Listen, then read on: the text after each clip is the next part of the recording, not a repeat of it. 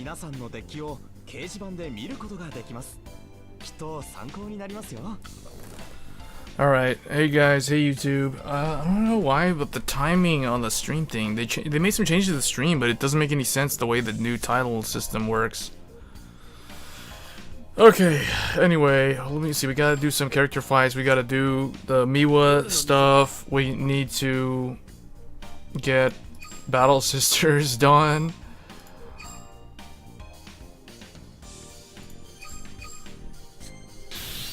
Hey Fresh. Yeah, it looks that way. You're the only one. Well, not for long. Not for long. I already see there's like 3 people in there now. You're the only one in the chat so far.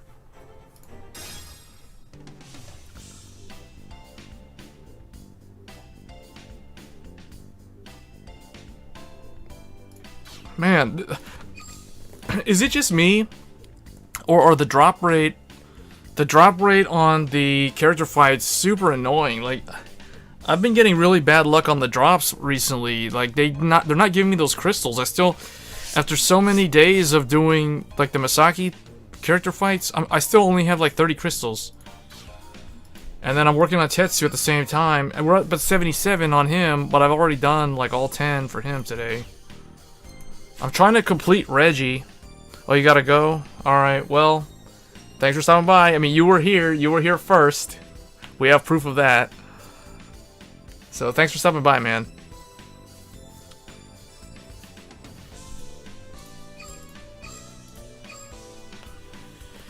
Trying to get that Great Nature up to 3... a triple R craft, but even once I get it, though, I'm not sure if I'm going to use it. I might just save it for Polaris. Because, I mean, the only thing I could craft is a Leopold. I don't want to craft locks, even though I think I have 3 now.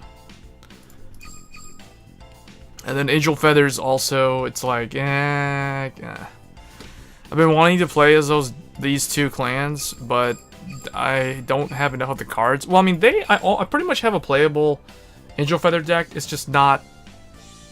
It's not complete. Like, I don't have enough Shamshield. And it'd be nice to have the 4th no-seal, but I think 3 no-seal's fine. 3 of the grade 2 no-seal. Alright, but let's do... Oh, wow. All of a sudden, 3 missions completed. Alright, so I need to do some I need to do some rank matches to get the, VP. Alright, let's do Battle Sisters. So just like the deck profile video, which should be on the channel by now.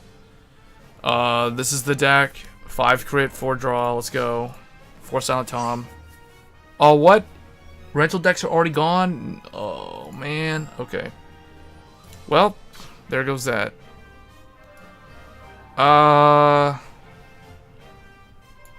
Let's try Shamshield. Let me see. Yeah, let's try this. Actually, no. I take that back. Cancel. Why does it... I click cancel and it still finds a fight? Alright, whatever. It's Angel Feather Mirror Match.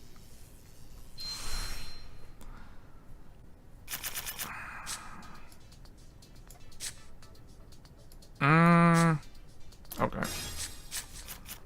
Wow, that's a lot of no-seals. Stand up. Vanguard. Alright, let's do this. This is hilarious. It's a mirror match. I don't have the pony in the opening hand, but that's okay. I have no seal, I can't really do anything with it, but let's see. I guess I'll use the self-damager. Yeah, I'd rather use up the self-damager and save the grade 1 no-seal.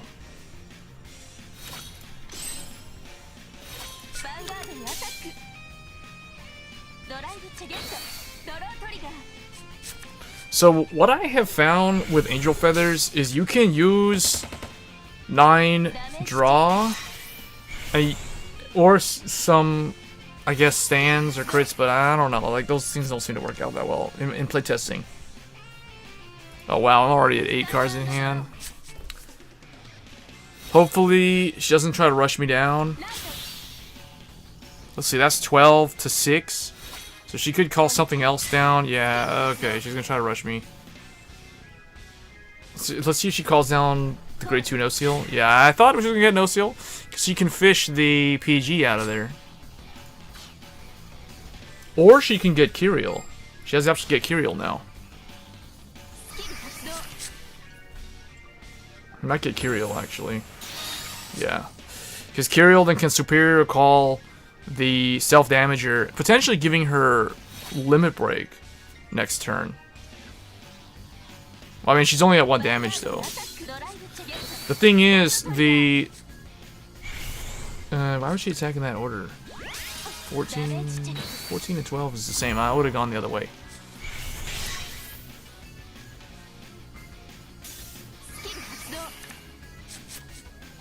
I guess she did that to ensure that she could do the counterblast too to draw. PG might get sent back in the deck, which is fine. Doesn't really matter. It's better than going, okay, it's still in the damage. The thing with Angel Feathers is one of those decks where you want to go aggressive, you want to push damage early.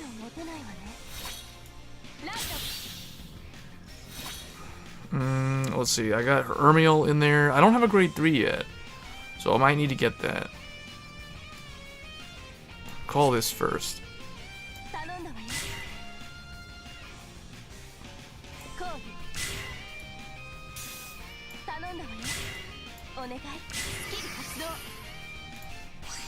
Just put this in there for now.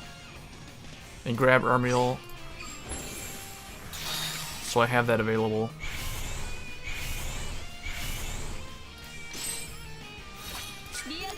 Alright, because that's 20 down the center. Oh, I drew my heal. It's okay. Okay, there's a second PG out, but it's not a big loss for her because she can recover it. And now what she can do... Okay, never mind, because... I was gonna say, like, she could give herself limit break next turn because she can use... She's gonna ride the Kyriel that's in her hand to superior call the self-damager, but the self-damager's gone now. So she's gonna... Now she's gonna call the Calamity Flame. Well, I guess I need to update this down here because I didn't realize rental is over already. She didn't use Kyriel's effect. I guess she's gonna try to use Ermiel to push damage. Oh, she's gonna want to draw off of Armoros effect. So she's gonna do... Armoros is gonna kill... Oh, she's gonna fetch a PG. Yeah. So, okay, so Armoros is gonna draw a card. She's gonna draw a card off of this. And then, I guess Kyriel's gonna attack my no seal. If she checks the stand, she stands up. Armoros puts power on, I guess, Armoros. So here the power would go to that. I mean, she doesn't have any counterblast to use that effect. Alright, that's a lot of heals. That's already three out of 5 heals, and she still has that Sunny Smile Angel as another heal. That's still sitting on the field.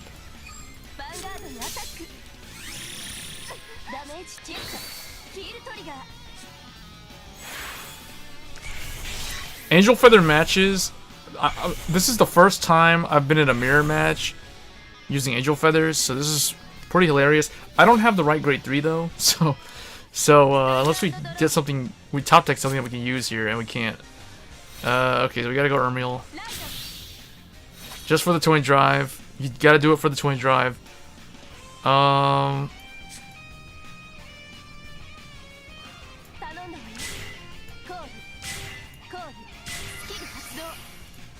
Put that in there, grab, what, this? Now get the no seal. Okay.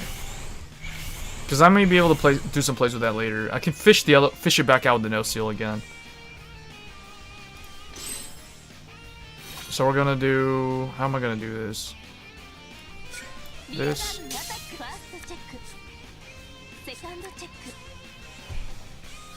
Okay, that didn't work out. Do I want to attack the Vanguard? What am I gonna do? I'm gonna call down call out Sunny Smile Angel? Is that even worth doing?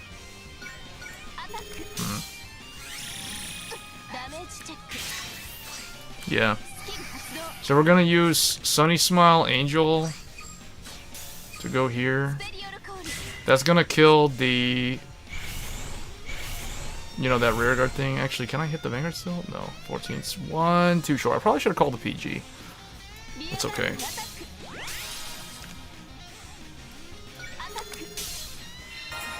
Sunny Smile in the front row might draw some aggro, so it could act like a second interceptor. Who knows? And then I can use... I'll call a No Seal next turn to fetch the PG. Or maybe I fetch the Ermiel back again? I don't know. We'll see. Yeah, look. Look, see that? She's gonna kill the Sunny Smile with one of those 6Ks. Does she really have 3 PGs in her hand? Okay. What was that twin drive? I wasn't paying attention. This is a Doctroid, grade 1. Okay. Oh, now it sends the heal back.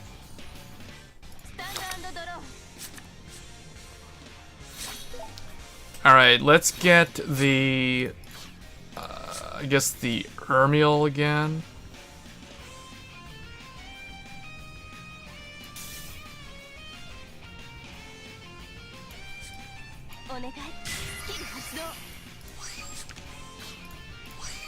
Yeah, because we can do plays with this, that's why.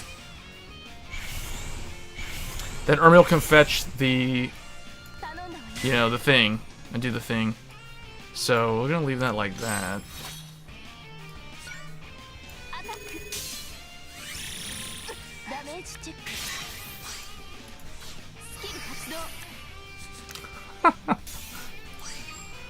Wow.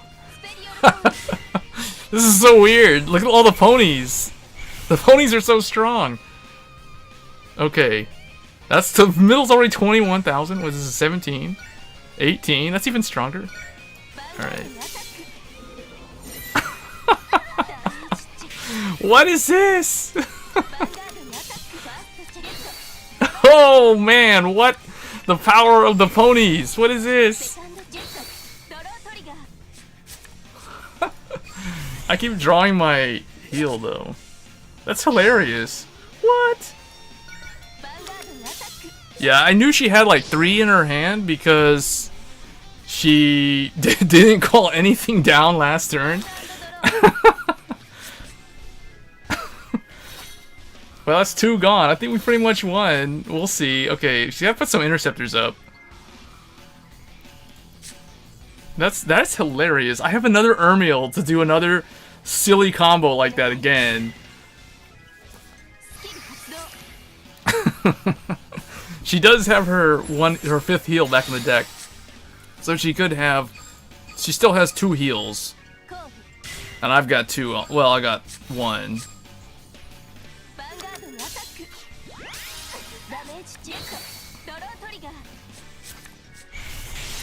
Okay. Now her... Okay. We'll see. I don't know. Because I know she's out 3 PGs already, apparently. Wow. And she only has 1 interceptor. That's not good. Oh, man. Just 1 to pass, because of her limit break skill. Ooh, unlucky. Okay. Oh, misplay! Misplay! It gained power. It gains power. Oh, we got it. We got it. This is it. Shamshil is here. I didn't even want to play as Ninja Feathers. I was trying to back out of this match, and I ended up getting put in a mirror match. This is hilarious. Alright. Final turn. Okay, here we go. Here we go. This is it. Yeah, get that limit break. Yeah, put this here, I guess. Now I've got it. We got it. Okay, now... all that powering up is gonna happen. I'm gonna call... Well, I gotta retire her deal. So, check this out, boys. This is what we're gonna do. Kill that. Kill that. I mean, I guess I could have did Hermione, but you'll see. You'll see. It's cool. It's cool. Now, just in case, we're gonna put Armoros in there just because I want the Hermione play, and then we're gonna fetch that PG. So in the event where she attacks me, I only have 1 intercept, so I kind of want to be able to survive. Actually, I'm gonna go to 3 damage because I have a self damager. Okay, that's her last PG.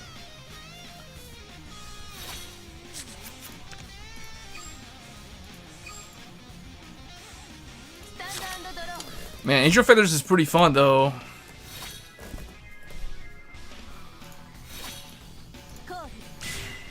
What is this? This is a stand?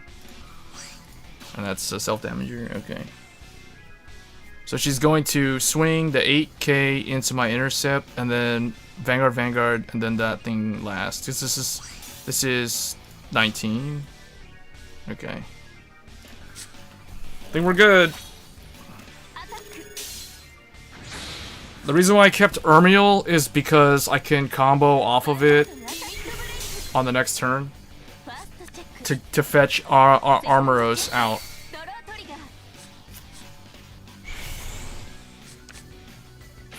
And I can't heal here.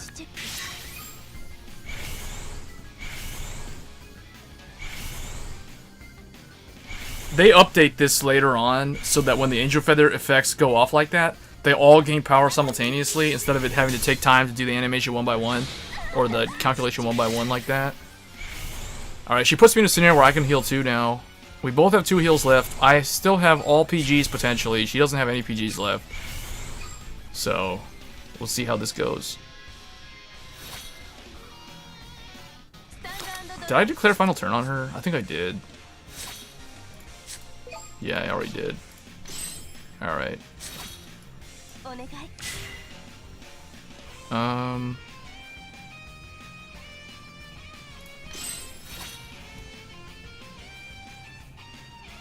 How do I want to do this?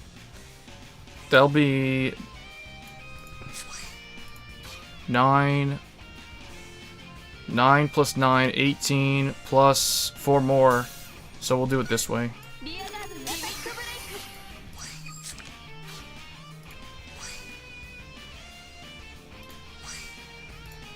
This.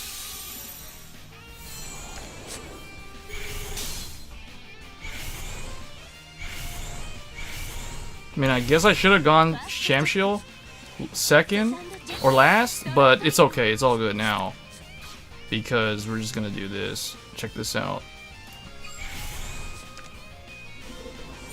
Now, if she 6 damage heals off of Ermiel, it won't matter.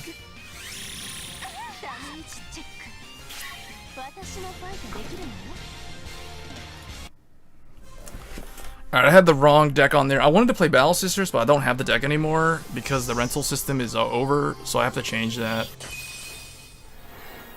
And with that, we got Legend 10. That person gave me a lot of points. So we're at a 7-win streak now because of all this nonsense. Mainly because I was playing Pale Moon yesterday. I got like 5 wins in a row.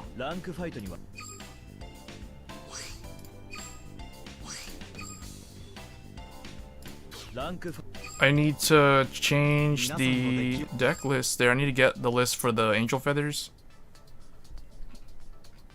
Shamshiel, although I don't know. We're not gonna play. I'm probably gonna play Lukier. So let me fix this. Or is this already on here? Is that the deck? No. See, that's not even the right one anymore. I need to remove that. I need to update it. What is this? Grand Blue, what is this? Grand Blue Turbo? Spirocositis Turbo? No, we're not using that. What is No Meal Grand Blue? I got like so many of these in here. Okay, I don't use this deck anymore, so remove that. Turbo Ezel. We're not really playing that this season. Neo Nectar. We're not playing them either. And that picture's way too big. Lukier, let's see, what is this? Is this, nope, that's the banner. Pale Moon? Maybe? Is this it? No, this is my old... This is the outdated one. So remove that. That's the one that has... This is the one that was too clunky. Like, this was my day one deck. No, I've since revised it. What did I just do? I removed... Did I remove the wrong thing? No, it's... Yeah, remove that. Here, let me make some new ones here. So this is my current Angel Feather deck. As you can see, I still need one more Shamshield. That's what I'm working on to craft. But I may, at this point, I may just like save it for Metatron, so I can craft a Metatron or something.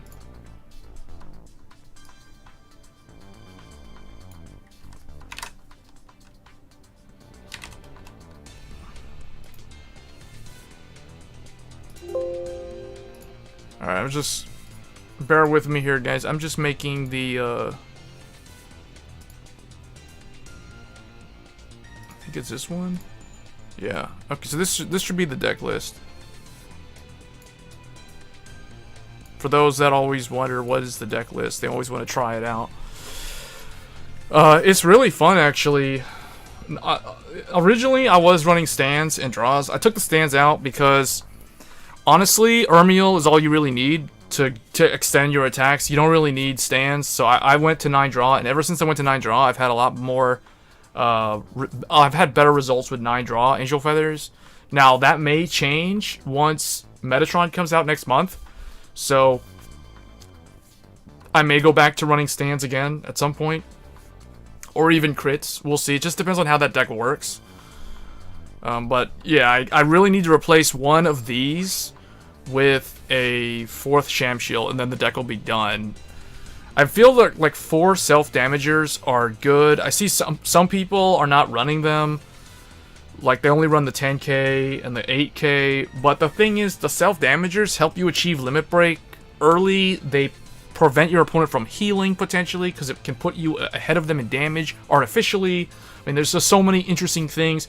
And especially with the way they work with the Pegasus cards, they give the Pegasus cards 2k power when you self-damage. So just like the no-seal. So I feel like the Doctroid, these cards here, along with the no-seals, make the deck a lot more potent in terms of being able to hit numbers, being able to hit limit break early, prevent heals, all that good stuff. So that's why I think this is better than running the vanillas. I mean, you can run the vanillas, but I think the only time you would run them is if you didn't have, you know, like you were missing no seals or something, I guess. Now, if I wanted to run Ergodial, I would have to drop my Calamity Flames, both of them, and I would take out 2 Kyriel, so I'd end up running 2 Kyriel, 3 Shamshield, and the 4 Ermiel, and then 4 Ergodial. Let me see, I think I have that deck, actually. I think I have it, or did I delete it? Oh, yeah, it was the one that had Rekka, or Corrin. I think it was Corrin, because she was the one that uses Ergodial in the show. And Rekka, if I remember, uses Metatron. That's the reason why I'm not using Rekka right now, as I'm using Shamshield. I mean, Suiko, because Suiko, I think, mained Shamshield. Or maybe both of them did, or something like that. Alright, but that's that one. I need to update my Pale Moon list. This Pale Moon, this is my favorite deck right now. This deck is so awesome. Luque, I did like a 6-win streak yesterday.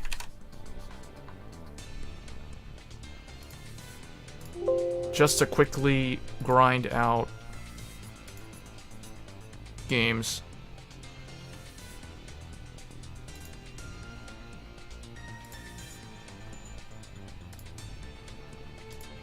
Okay, so this is the Pale Moon one, and this is the Angel Feather one.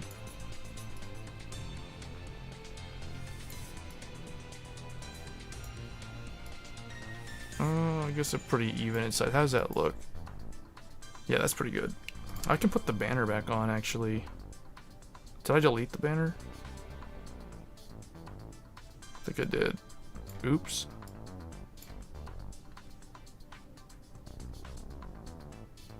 Yeah, I think I deleted the banner.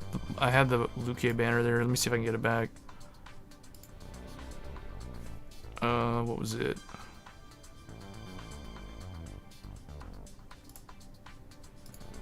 Yeah, this thing. Let's just put this back here. So that it doesn't have that awkward blank space at the bottom down there. Alright, so I guess because I can't play Battle Sisters because the rental period is already over, so it's only like the first, what is that? This is what, day number... This is the 6th day, so I guess you get 5 days to use the rental decks. That's sad. I wanted to play Battle Sisters today. That was what the whole Battle Sisters, the name of the stream was.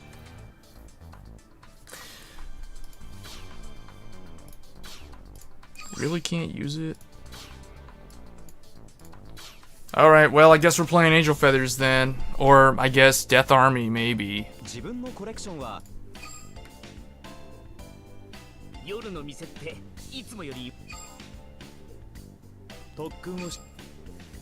Oh, yeah, let me check that Vermilion art. I'm not going to use the Vermilion rank reward at all.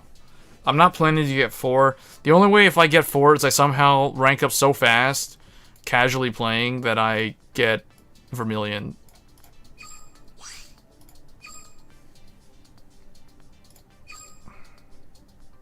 So this is what it looks like. Oh, okay. It makes me think of the Vermilion with the Legion during G era. I think that's what this picture looks like. So I've got it, but let's see, how does that compare to the original? See, the original is just the classic. It just looks so classic. Alright, whatever, I'll just put it in. Just to see how it looks. It doesn't look that bad.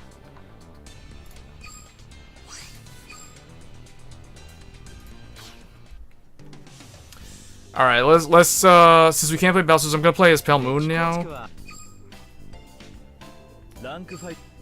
That matchup though, that mirror match was pretty fun between the Angel Feather mirror match. 7-win streak, Psyqualia, here we come again.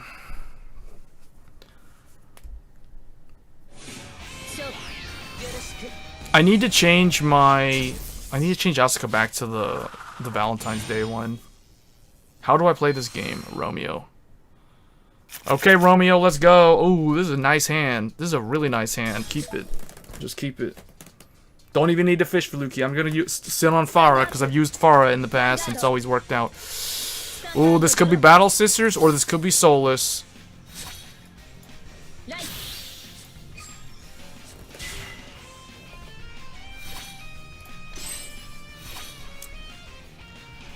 Ever since I took out Girl Who Crossed the Gap and put in Smiling Presenter as a starter, man, this deck has become so much better. Smiling Presenter all the way. I think Girl Who Crossed the Gap is mainly good for the aggro build, the one that runs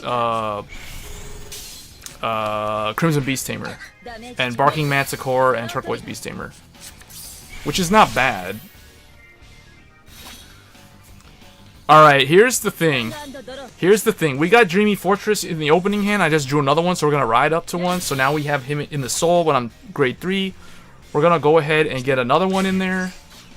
Because I've already got Purple Trapezes in there. We're going to put a second one of these in. So there's going to be 2 at least. Now if I can soul charge the third one, then we're good to go for the big play. So what I could do here is I could just try to push 2 damage. Let me see. I don't really need to pull anything out. Yeah, we're just going to go with this. My opponent's running stand triggers. I mean, it's okay to run stands. I don't really think it's all that necessary, though. I kind of think that you would want to run crits in Battle Sisters.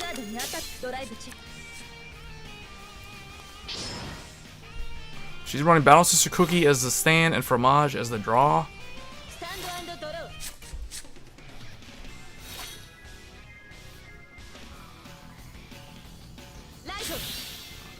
Here comes Tarte. Or Torte. Another one. She runs her stands. So we'll see. She does run Battle Sister Maple too. That means she's probably not running Battle Sister Cream. Alright, here comes Farah. I like Farah as the backup grade 3 because she's an 11k. I've said this many times. I prefer her over Sarah for that reason. Okay, now what I want to do. Guess I'll keep that for one turn. No, let's use it. Let's try to get that other Dreamy Fortress in there. Yes, okay. Oh, I could get Fire Juggler though. I could get Fire Juggler in there for later. We'll go ahead and get the last Dreamy Fortress because now's my chance to put it in there. So now I have all 3 of them ready. Alice is ready. Farah has to kill that thing. Alice goes there. I can pull Purple Trapezes out. I'll need to put this here. Ah, that was my draw. Okay. I guess we'll put this... no, let's... try to think how to do this. What's the best way to do this? Alice will go into the soul, call Purple Trapezes behind Nitro Juggler, and then cycle Nitro Juggler for an extra soul charge. I'll probably do that. Yeah. Okay.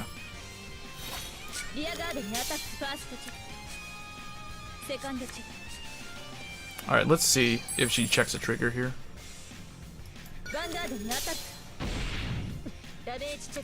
Ah, okay, but it whiffed.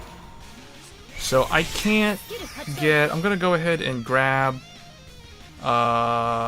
this again, I guess.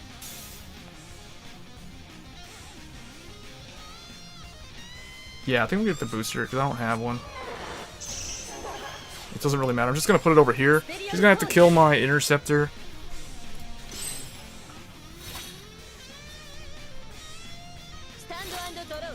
But I feel like I'm gonna need another booster, so that's the reason why I chose that one. Because that can, if I need to, I can get something else in the soul.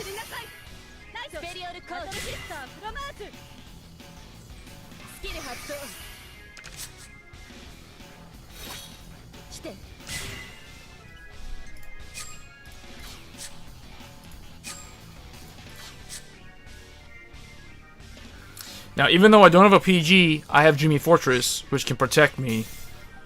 So we're okay there for now. Really? She's not gonna call another Battle Sister for that 15k? Okay.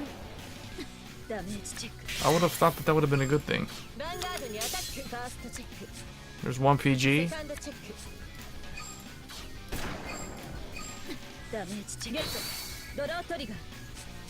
Ooh, we can do a Persona Blast. We can make some plays with this. We can do some crazy moves with this. But I am probably going to have to bring out Dreamy Fortress this turn. Alright, so... let's see. Nightmare Doll Alice is going to come out and be 13k. That can swing into the Vanguard. Go off. Call out Purple Trapezes. Purple Trapezes can then put something else in the soul. So I guess what I'll do is I need to commit this thing this turn so I can survive because I don't have a PG. So I could also, well, let's do this first. Alright, grab Nightmare Doll Alice. She's gonna be 13, so she can hit without a booster. That's because Farah is really good like that. And yeah, we're gonna get a cycle, I believe. Yeah. Okay.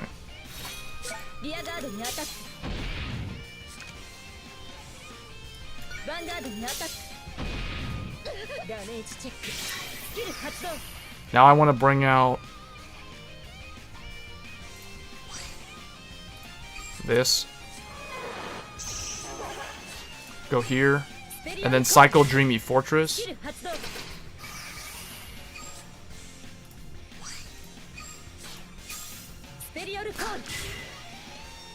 Oh, I could have done another thing. I could have did Alice. Yeah, I should have done Alice because Alice could be boosted. That's okay. Yeah, I could have pushed her more damage though. Oh well, she'll have Limit Break now though. But we're good. We have 3 Dreamy Fortress in the soul. The whole entire soul set up. So she's gonna swing Dreamy Fortress into Dreamy Fortress into Dreamy Fortress into Dreamy Fortress. So I don't think I'm gonna take any damage this turn unless she checks a stand or something.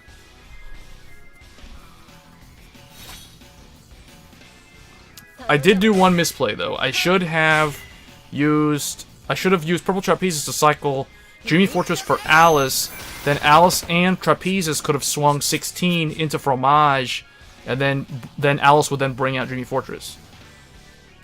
So she would have been at 5 instead of 4. But the thing is, I guess in this scenario I can heal on my drive check on my following turn. I don't think she's gonna deal any damage to me because I have way too many Dreamy Fortresses in the soul. Because it's gonna be what? That one, the second one, the third one, yeah, and then she checks a stand in the fourth one.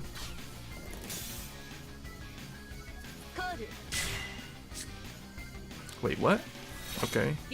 Oh, I see why she did it. See, that's the reason why I don't like Little Witch Lulu as the starter in there. I mean, she's okay, but I think Battle Sister Waffle's definitely better. She filters the deck for a card and gives it power. Hey, checkers. We were gonna play Battle Sisters, but the rental period is over, so I'm stuck having to play Angel Feathers and Pale Moon this stream. It's all on auto. It's like Dreamy Fortresses is doing its thing. She'll have a ton of interceptors though, so yeah. Now it's kind of sad that I don't have Nightmare Doll Alice ready. Let's see. I have the bunny though, so let's go ahead and see if we can put something else in here. Let's go ahead and put Jumping Jill. That's a pretty good card to have in this soul. We have the bunny, so we can get some plays. Go ahead and put that there. What do I want to do? Put this here. Put that in for later. Call, I guess, Alice here. And then this. Alright, so the first thing we do is kill one of these. It allows you to run more grade 1 and 2.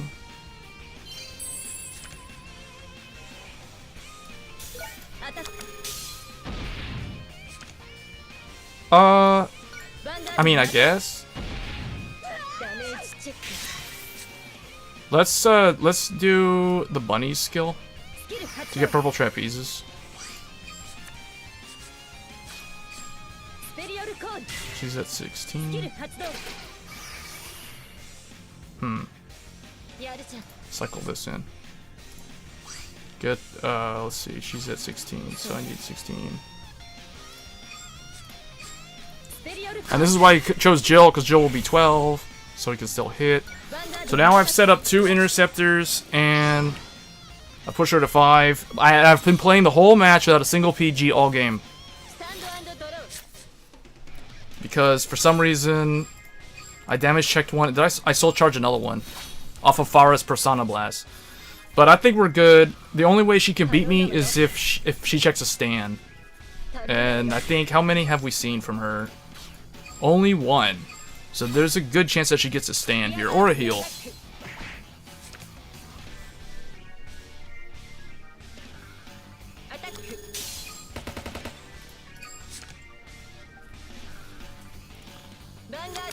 Gems that you paid for but never got? I don't know what to tell you there. Man, I'm gonna need Nightmare Doll Alice. I'm gonna have to cycle. Oh, but the thing is, she might have PGs. Alright, let's see if we can do this. All I can do at this point is get purple trapezes in the soul. I wish I had Fire Juggler. Get this here.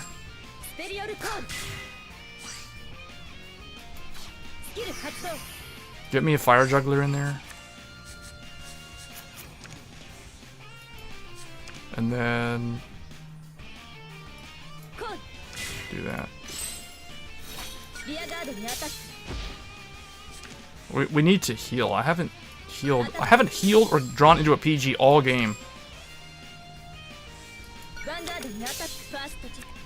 There's my PG.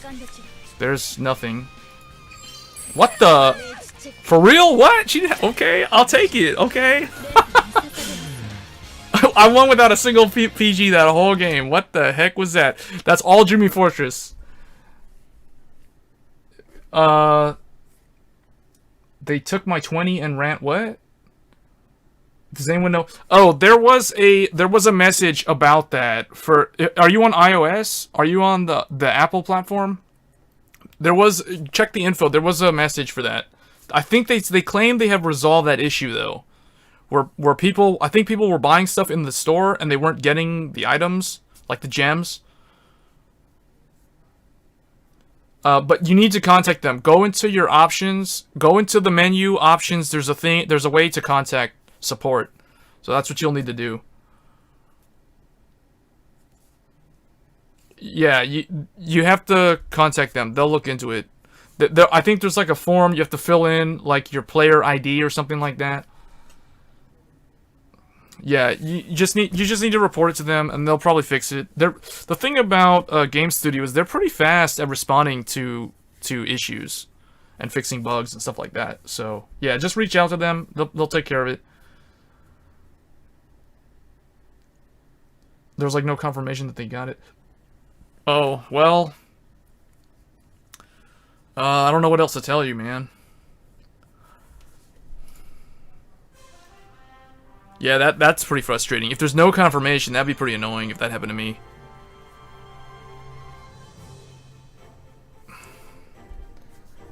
Oh, thank you, Romeo. Romeo's the guy that's playing. Wow. Hey, Romeo's in the chat, guys. Romeo is the Battle Sister player that we just played against. Yeah, that was a good game, man. And I was saying how it's like, I was so scared that I was gonna lose because I didn't have a single PG the whole game. In fact, our match is probably gonna be in the deck profile, because that match demonstrated how Dreamy Fortress can protect you when you don't have a PG because you soul charged one and you damage checked another one, and for some reason you're not able to draw into one. Yeah, I was pretty scared that whole game because I didn't have a single PG all game. And then I was thinking, man, if Silent Tom shows up, if I don't win this turn, and if Silent Tom shows up next turn, I'm pretty much screwed. It said it was able to get the purchase receipt or whatever.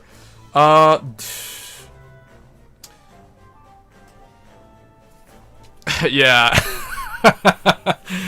Yeah. Dreamy Fortress is pretty good. Ever since I'll show you guys what I originally had. Like, let me go back. Oh yeah. So if either you had the 6 damage heal and then you would have won, or and then I would have had the 6 damage heal to survive. What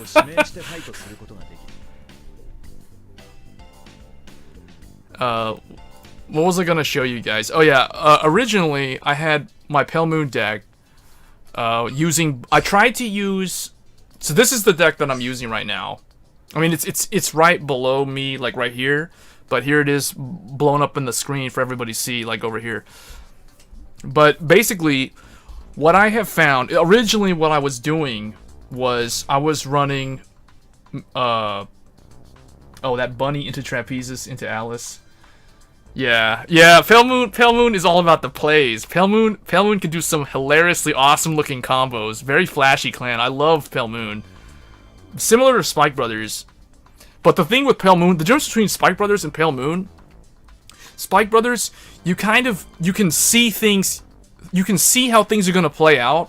Like, you as the opponent can see what the opponent is going to do when he's on Dudley Emperor or whatever. It's pretty straightforward. Like, he's gonna do his thing, put something in the soul, call some stuff, power them up. If it's Douglas and Daisy, he's gonna power him up with Counterblast. If it's Juggernaut or Baraki, they're gonna power up with Soul Blast, that kind of stuff. But with Pale Moon, you never know what's gonna happen because like your Nitro Juggler or your Skull Juggler could randomly soul charge you, a Fire Juggler, and then that can change the way your attack order is gonna work.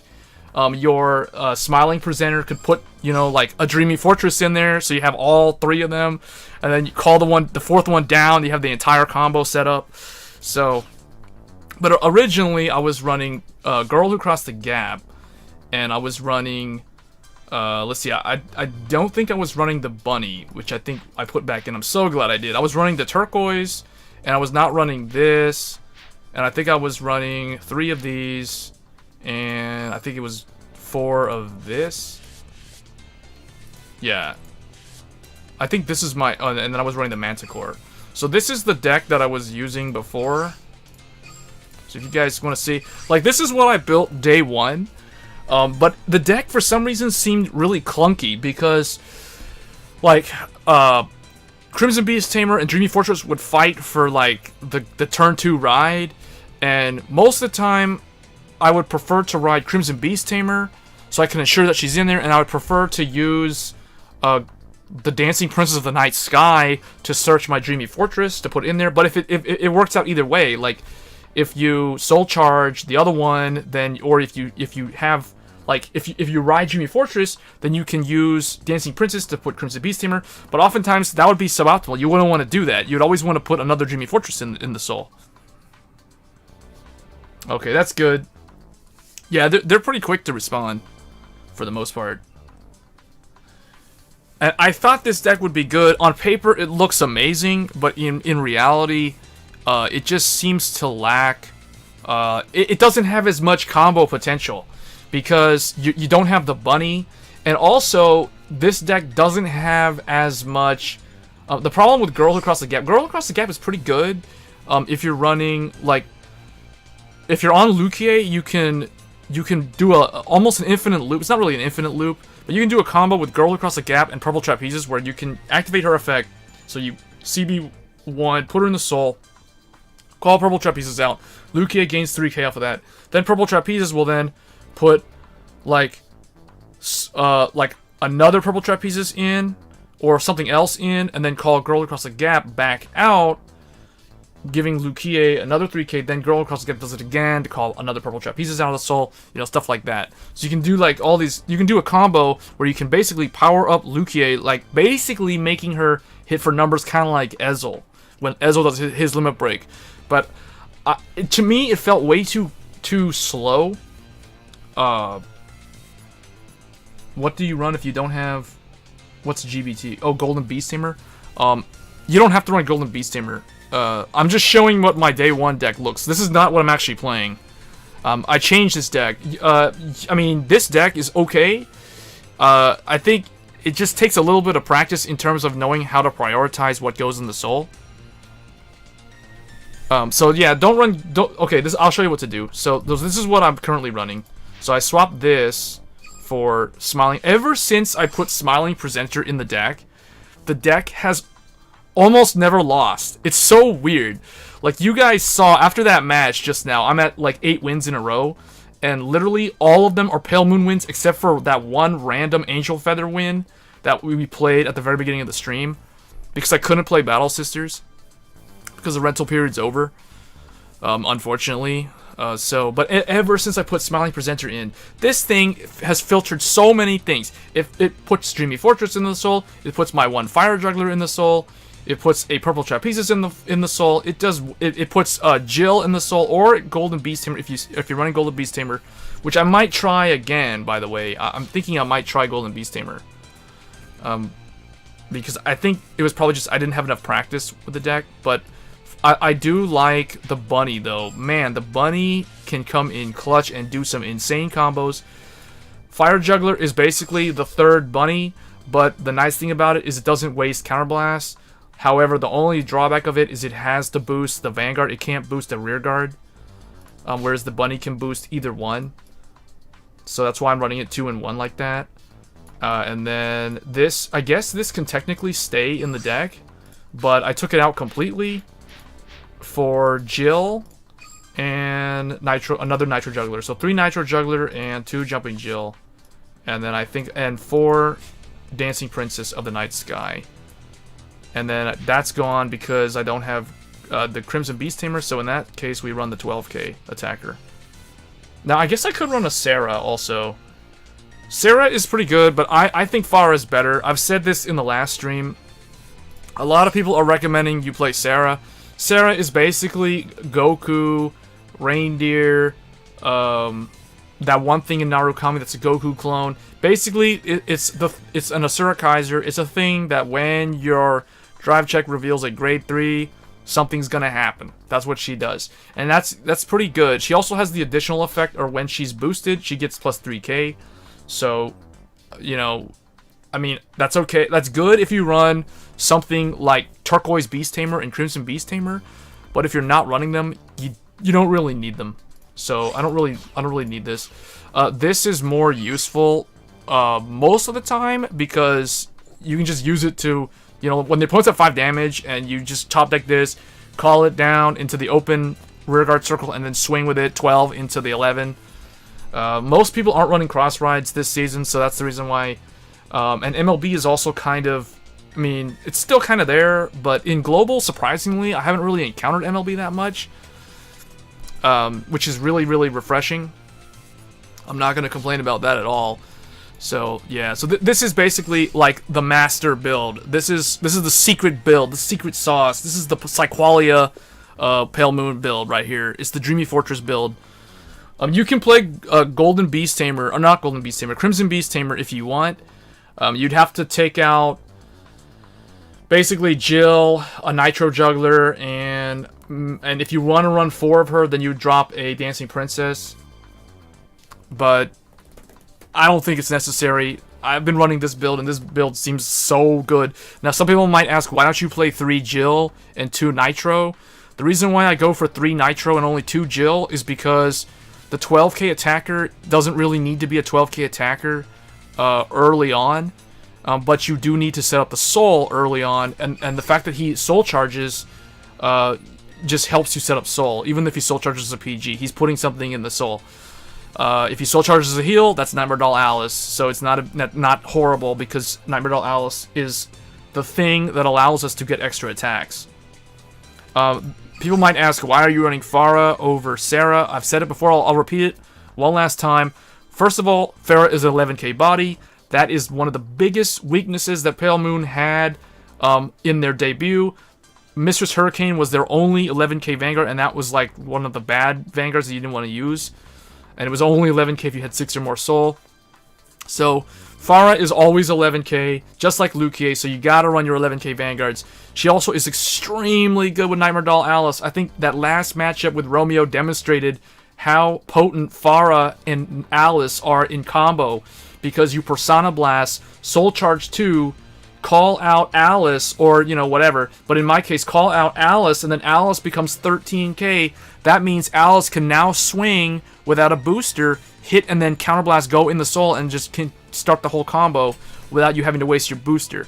So there was one misplay where I could have pushed to 5 damage with Alice on that Persona Blast turn, but I misplayed. I called out Dreamy Fortress a little bit too early. But yeah, so I like Farah a lot. She doesn't use any counterblasts. Yes, she's a Persona Blast, but think about it. It's Soul Charge 2, so you can Soul Charge stuff in there that you can then call out, like Jill, Purple Trapezes, Fire Juggler, the Bunny, Nightmare, I mean, nothing, or even a Dreamy Fortress. So, really, really good. And then she calls, whatever she calls out is already like 12 or 13 or 11. Something that can hit a Vanguard. So, yeah. Or if it's a booster, it becomes a 10k booster. So, really, really good. I like it a lot. I feel like this deck is a tier 1 deck right now. Next month, I'm not so sure. But as for right now, this month, this deck is definitely a tier 1 deck.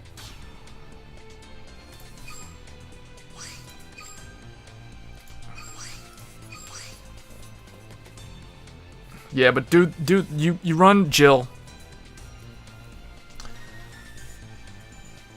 Alright, let's play another one. Or actually, you know what? I might try. Well, okay, let's do this. Let's play a Pale Moon again. What I'll do is I'll play Pale Moon until I lose. Then when I lose, I'll switch to a different deck.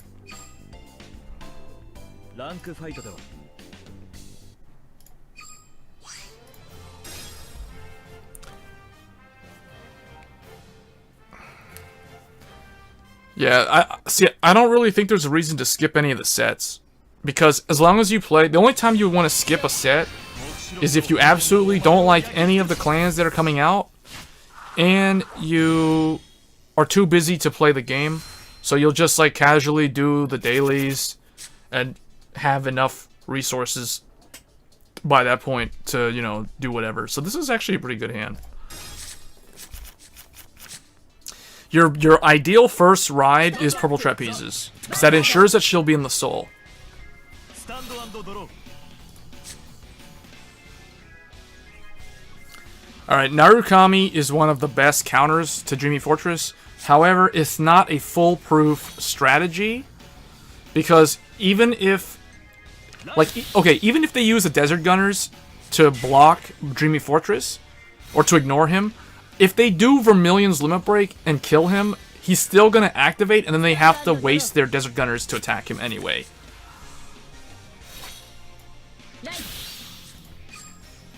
Alright, so let's see. He might actually kill my dude over here. So let's go ahead and use him early. Dreamy Fortress? Yes, sir.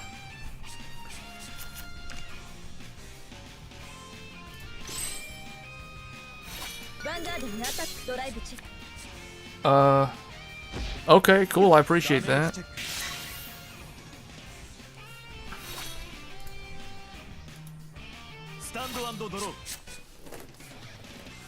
Now, I used my grade 0 because I don't want Saichin to kill it off, because you can potentially call it out off of Liu Kei's Limit Break. So he's gonna try to push me 2 damage here. Hopefully he doesn't check a trigger, although he didn't check one on defense, so there's a good chance he'll get one. Okay. So that's pretty lucky. That's a lucky draw.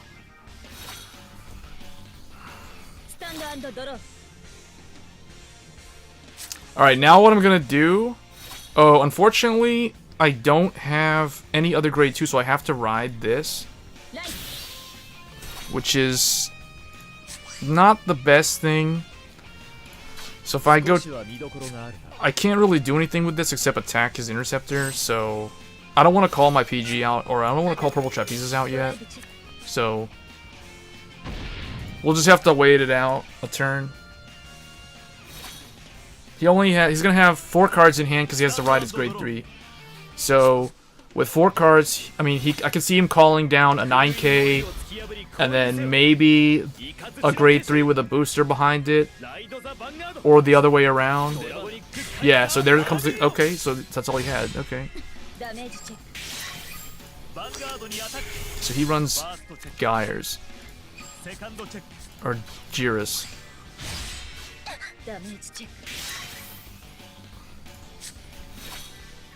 Alright.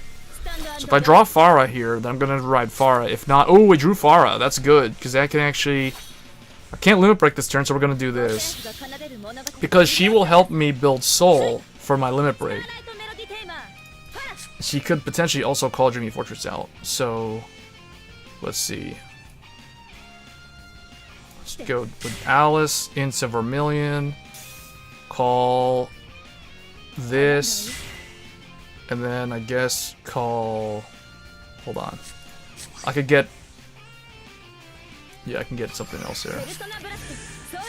Alright, so I still charge that. Get, I think we're gonna get a...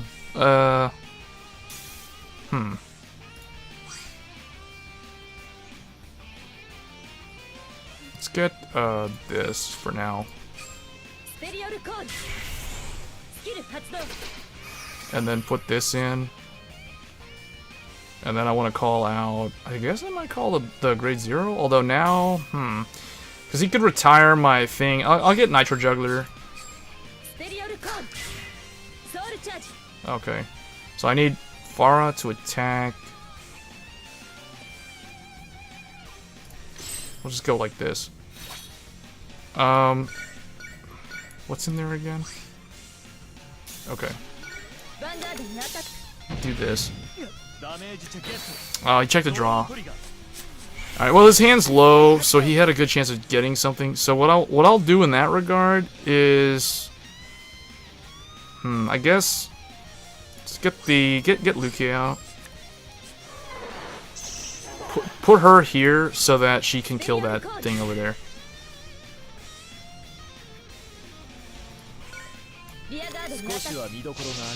Alright, now if I high roll 2 triggers in a row, they're just gonna go on Farah.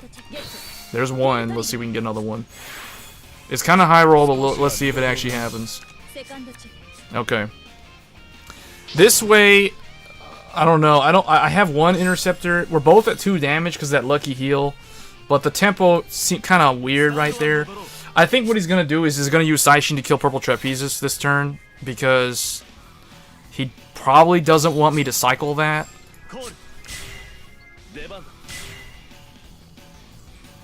Yeah, I think he's okay, yeah, I was gonna say, like, he's gonna need to kill the Nitro with something other than Garuda.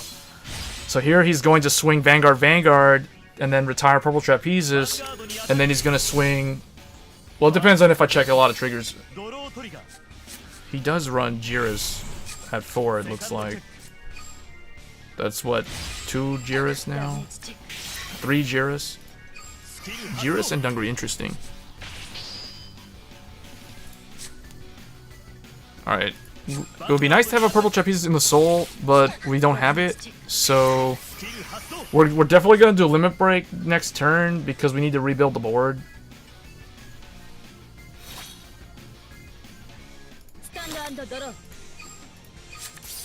Okay.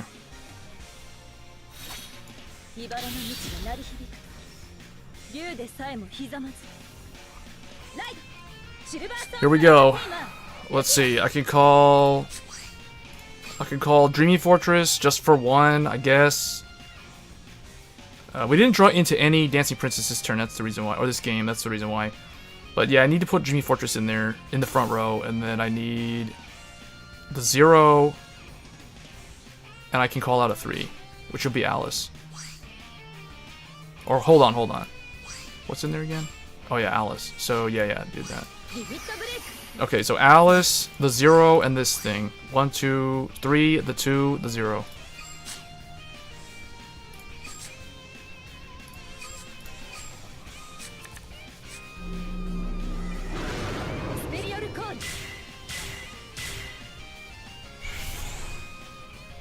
Alright, and then now try to find another Dreamy Fortress.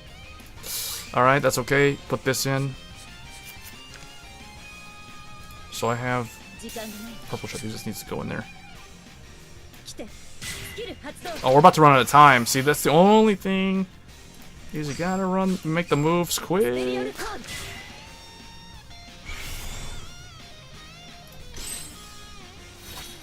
Okay.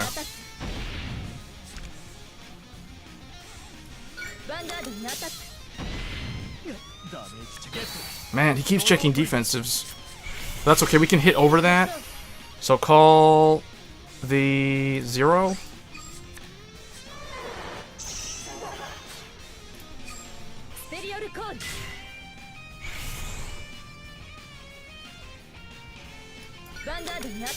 Come on. Give me a heal. Yes, I got my heal. Now the thing is, I could do another attack, but I'm not going to. It won't matter. Like, I could use this, but I'm not going to use it. Because I'll just, like, survive on a Dreamy Fortress. I mean, there's nothing I could do except put Fire Juggler into the soul, call Purple Trapezes, then cycle Purple Trapezes to get... I could have gotten something to kill his Geras, but it's okay. Hey, Nelly. Ah, see, he's gonna ignore it, but it's not a big deal, because when Vermilion, if he does the limit break, he might not even do a limit break though. He might just not use the limit break, but he needs another booster behind Geras. Otherwise, Dreamy Fortress will activate. So here's the thing. Okay, even though he does the limit break, he's gonna kill the Dreamy Fortress. Then it's gonna call Dreamy Fortress out again, so he's still gonna have to attack it anyway. He's checked a lot of his draws. He's at 7 draw. Apparently, I'm also at 7 draw. I may have... Oh, because I soul charged 2 Lukies earlier. That's why. Alright, see, look. So here he still has to waste 1 attack. Oh, no. Geras would not have been able to hit, so I guess I probably should have killed Geras last turn. Yeah, I think I made 1 misplay, but that's okay. We can still limit break. Yeah, she gains 3k. Alright, we'll see. I don't know. I haven't seen him drive check any PGs. So there's a good chance he has a bunch of them in his hand. Alright, we don't have any more Dreamy Fortress. I would like to put a Jill in the soul.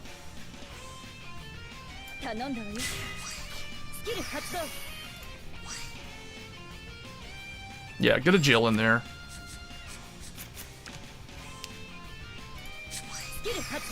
Alright, and then get me... what's in there right now? Get Purple Trapezes in there.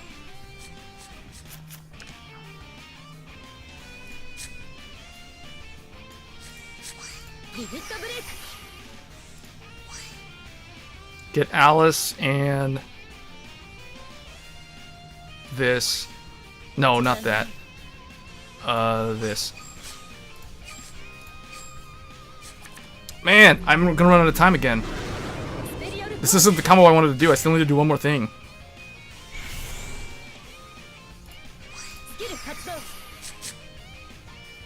Just throw that in there. Who cares? Deck thin. Alright, here we go. Big combo. Here we go. Is Purple Trapezes ready? Yeah, she's ready. Okay.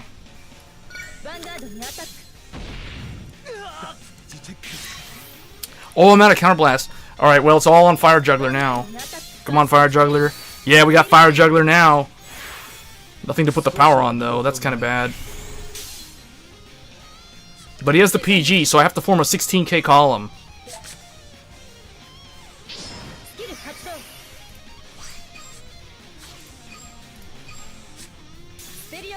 Come on. Now get Alice in there. And get Jill out of there. Jill will be 12, so she can hit. And he'll have to eat another PG. Alright, that's 3 out, because he damage checked 1. She's got 1 PG left, we have 2 left in hand. I think we're pretty much good. What's going to happen is he's going to limit break, kill my front row. I go to 5, then I PG. Then I attack him next turn. Hopefully he doesn't heal here. I haven't seen a single heal from him, though, and I don't have any heals left. So, unless he's got... He's calling 3s down. And they're draw triggers. So I'm afraid he might heal, though. He might heal. What's he doing? Is he really gonna... I don't know. Wait, what? What good does that do? What would be the point of doing that? If you're gonna blow up the front row anyway. I mean, honestly, I think... Okay, oh, I see why he did it. Okay, I see you. But see, now there's no... Now, but here's the thing. If he there's a very high chance he checks a heal, though. That's 1 to pass. He could check a heal. Oh, wow. Super unlucky. Wow. Alright, okay. But he only has 1 intercept. He could 6 damage heal on me, and I don't have enough. I'm gonna have to cycle with Purple Trapezes to get Soul here. I mean, to get Luke to power up. Okay, we drew the 3rd PG. This is gonna be really close. Purple Trapezes. In. I have 1 Counterblast. Get Alice. Let's do this.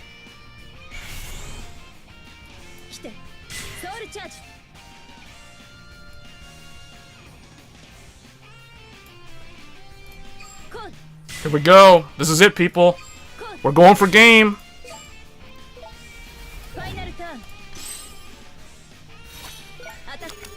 These are the big brain plays right here. We're gonna hit over that 6 damage heal.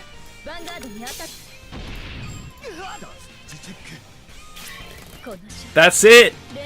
That's it. We were behind all game, and Narukami's one of the toughest matchups for Pale Moon, but we still managed to beat them. Yeah, if he double healed though, that would be pretty bad. But see, I'll have been ready though. I'll have been ready. You know why? Because here's what would have happened. If he 6 damage healed on me, he would be at 21. Alice would have done her thing because I had 1 Counterblast ready. So then she would have gone in the soul, call out the Purple Trapezes. Purple Trapezes would then cycle the other one of the Hades that was rested, put Hades in, and then call out the 12k grade 3 that was sitting in there the whole time.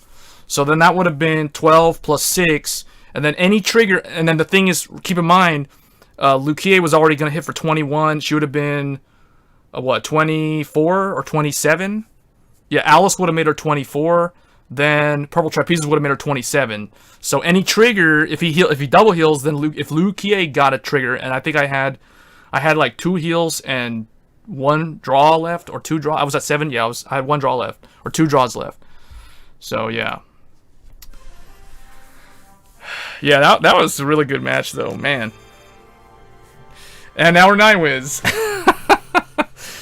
Yeah. Pale Moon, like I said, this is a tier 1 deck. And believe me when I say this is a tier 1 deck, this is probably going to be the only month that this deck is a tier 1 deck. So if you have Pale Moon, you like the clan, you have the cards, play the deck. But now is the best time to play Pale Moon.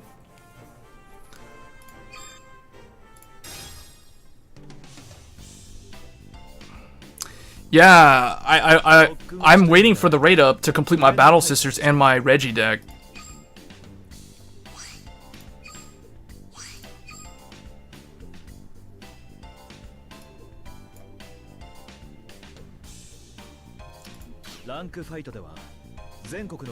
Because I need 3 fromage, and I need what is it, like 2 Reiji? Well, 3 technically 3 Reiji, but I think I'm gonna be able to craft one soon.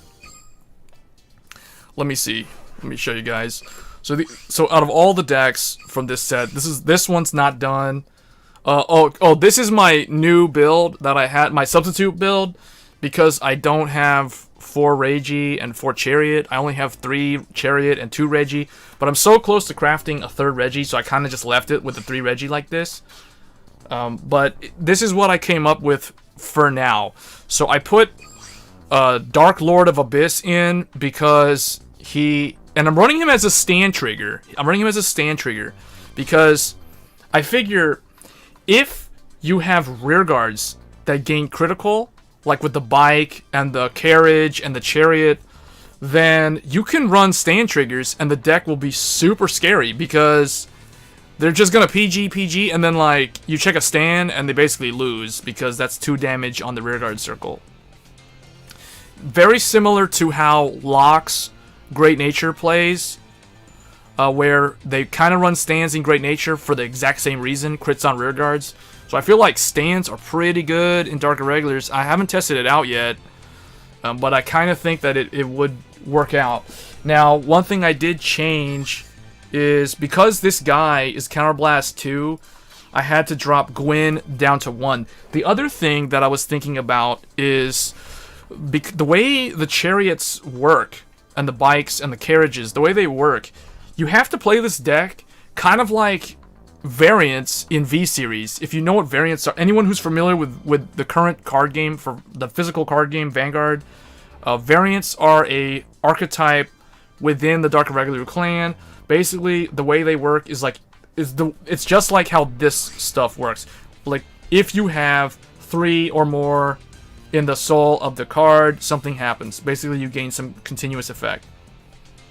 So, I kind of feel like because of that, you want to max a lot of cards at 4 copies. So, like, for instance, 4 Bike, 4 Creeper, 4 Alluring, 4 Emblem, 4 Carriage, 4 Dark Lord, that kind of stuff. You don't want to have, like, originally, like, the problem that I was running into before was I was running, like, 3 Gwen, 3 Succubus, 3 Emblem, and the problem with that is sometimes Reiji will have to, filter one of those non-chariot cards into the soul, and if you run it like this, where it's like most of your cards are 4 of, you only have like very few cards that are not 4 of, like this is our 1 of in the grade 1, this is our 1 of in the grade 2, so I feel like if you have 4, 4, 4 like that, then it makes Reggie's 15 soul skill or 15 soul requirement much easier to pull off.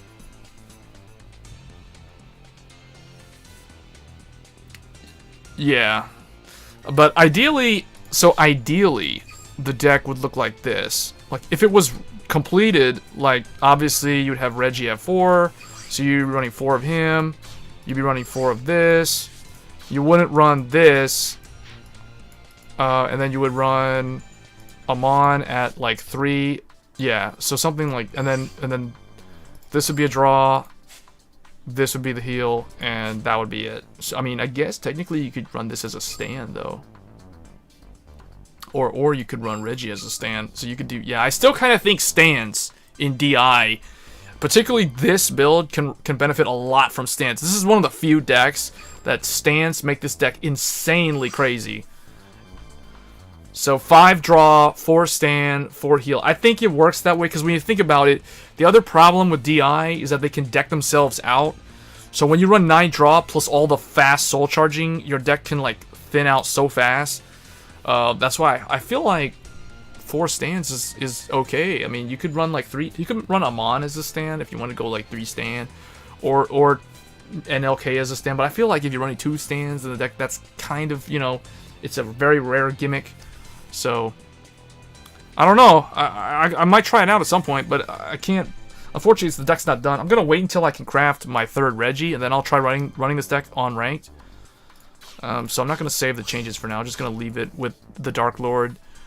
What else? Oh, I changed Spectral Duke. Spectral Duke felt like trash until I made this my heal trigger, and then dropped Badhar Kar to 1. And made him a draw trigger. So I'm running 8 crit, 1 draw, 4 heal in Shadow Duke, and this seems to be way better. Badhar Kar screwed me over so many times. Like, heal, I call him down, or you know what? The ride chain would make him go off so much more constantly. It was so annoying because the mandatory skill. So I would like you ride into Spectral Duke. He'd retire something, then top deck 2 things. One of them would be my heal trigger. Then the heal trigger would then top deck another heal trigger. Then it would top deck a PG or something. And I was like, oh man, really? That would happen so many times. So you know what? I was like, no, okay, this guy needs to be put in timeout. We need a timeout. Timeout. Bottom card. Come back. No. You're trying way too hard. We don't need you to be putting yourself all over the field all the time. So I made him a draw, and I made him a 1 copy. and that's fixed the deck. Fixed the consistency issues.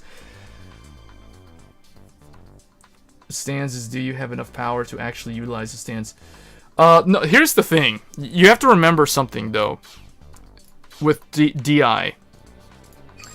When you have the crit on your rear guard, most of the time, by the time you have that, your opponent is at 3 or 4 damage.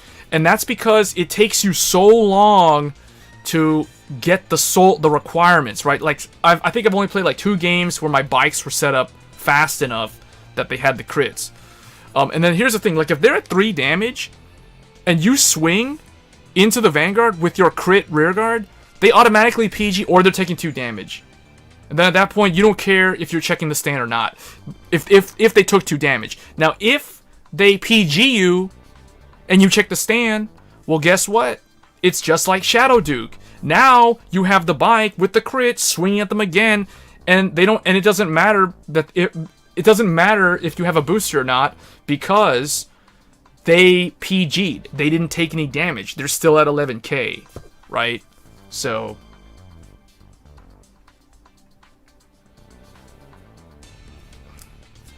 Yeah. So, yeah, I think stands with the crit rear guards is really good because it forces, like, they either have PG or they're taking 2 damage. And like, here's the thing, too. Like, let's say you have Reggie at 15. It's even more scary if your Reggie is already with 3 crit because you kill their Interceptor. They're at late. This is late game, right? Like, okay, if they have 2 Interceptors, then whatever. You're gonna, like, use your bike or your carriage or your chariot to kill their Interceptor, then your other rearguard kills the other Interceptor, and then Reggie swings with a triple crit into the Vanguard. And let's say they PG, but let's say you check a stand. Now you stand up your crit bike or your carriage, and you give it power and crit. You know, it's already got crits, you give it power. It's standing up now. With the booster or without the booster. And if they PG off a Reggie, well, guess what? Now they have to PG the 2 crit guy. So...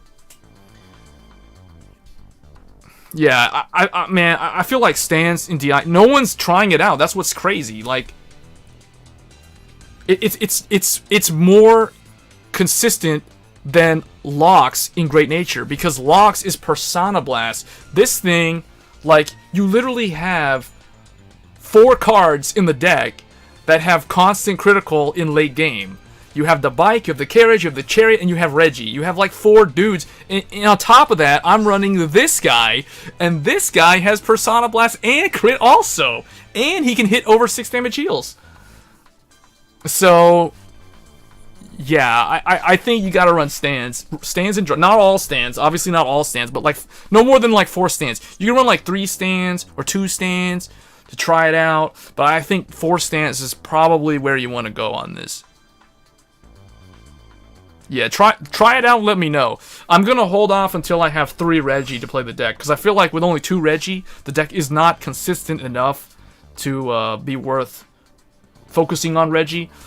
So once I'm close though, I'm really close to crafting him. Let me see, I think I'm at like 80 something crystals. Like, where's Reggie at? Oh. Yeah, oh, 77. Oh, man. Well, I'm getting there. 77. I need, you know, like 23 more, but I definitely will be playing this deck next week, or whenever I have that 3rd Reggie, I'll be playing the deck.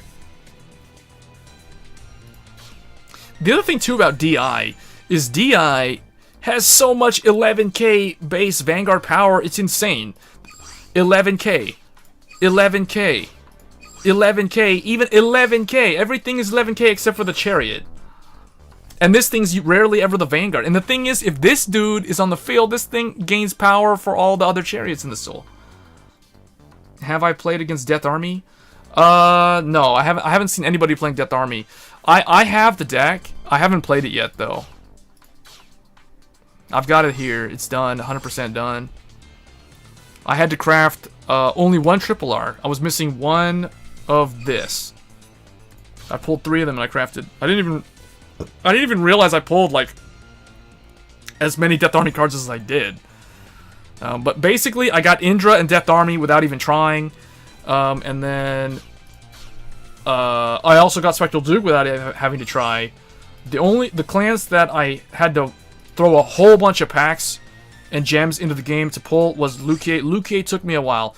Lukier, like, I think on stream, when I opened the packs, I pulled all the Dreaming Fortresses and I pulled 1 Lukier.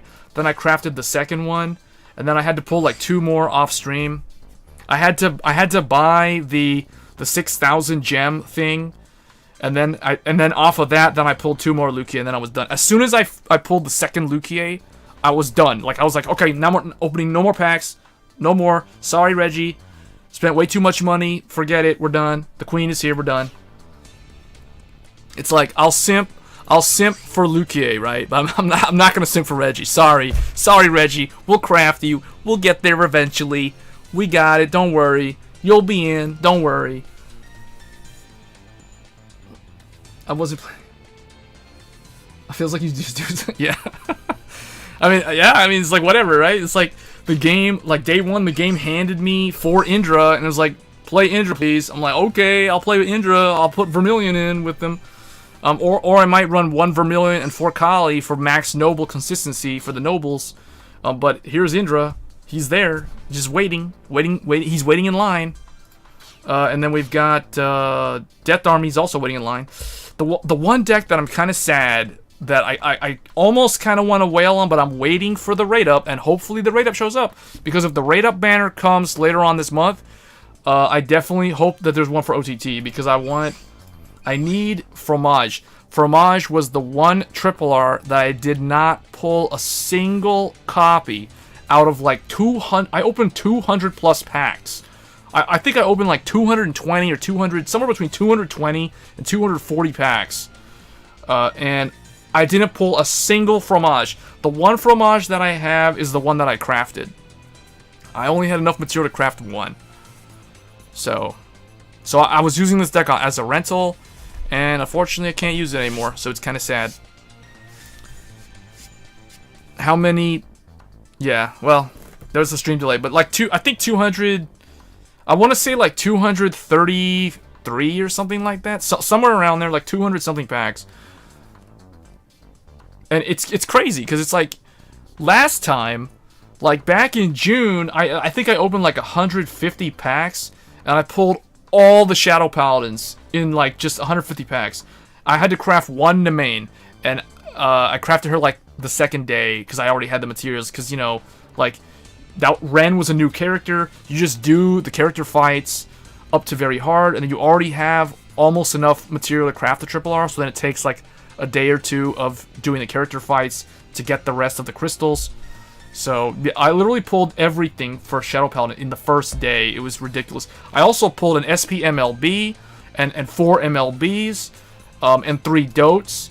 And I had to craft the 4th Dote. So I basically built all of those 3 top decks, the Season 1 decks, the trio, like the first day. It was ridiculous. Fast forward to this month, and I have really bad luck in terms of I wanted to play Battle Sisters. They don't give me Battle Sisters. I want to play Reggie. They don't give me Reggie.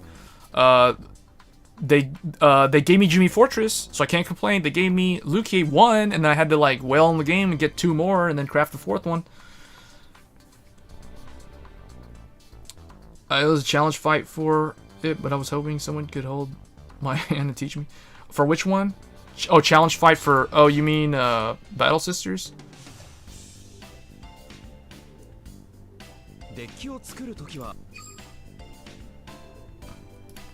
Yeah, let me... Here. Where is it at? Challenge fight. I mean, play it so... Wait. You mean, this? I already did all of them, but yeah. The Battle Sister one? You know, they kind of did something wrong here. They put Misaki... This is kind of weird, because Misaki never actually used Battle Sisters as far as I remember, so I'm surprised they used Misaki to represent them, and they used those Zenj Megas as a starter. That's kind of weird. I guess that's Misaki's edition of the deck. I don't really know if I agree with running this, though.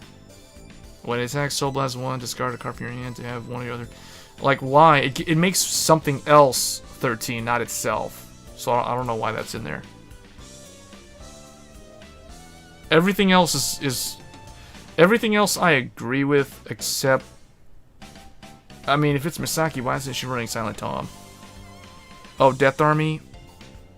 Oh, Death Army, I can tell you, like, basically... Death Army, what you want to do... Okay, I don't know why this is in here. Do they counterblast a lot?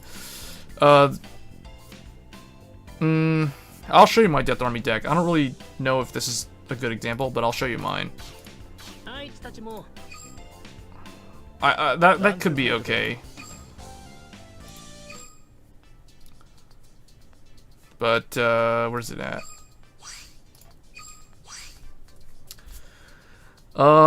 Let's see. So, okay. With Death Army... Death Army's cool because they buffed the base form to 11k this month. So they got a buff, and you would expect with the buff to see this deck played more on ranked, but for some reason that's not the case. Like I certainly haven't seen them at all yet. Like I haven't seen Indra yet either, though. Maybe I think I did come across somebody that was running Indra because I saw him drive check it, but I think he was sitting on Dungaree or something. It's one of those decks that you have to learn when to and not to do things, because you can just go ham. Yeah. You have to know. Okay, basically with this deck,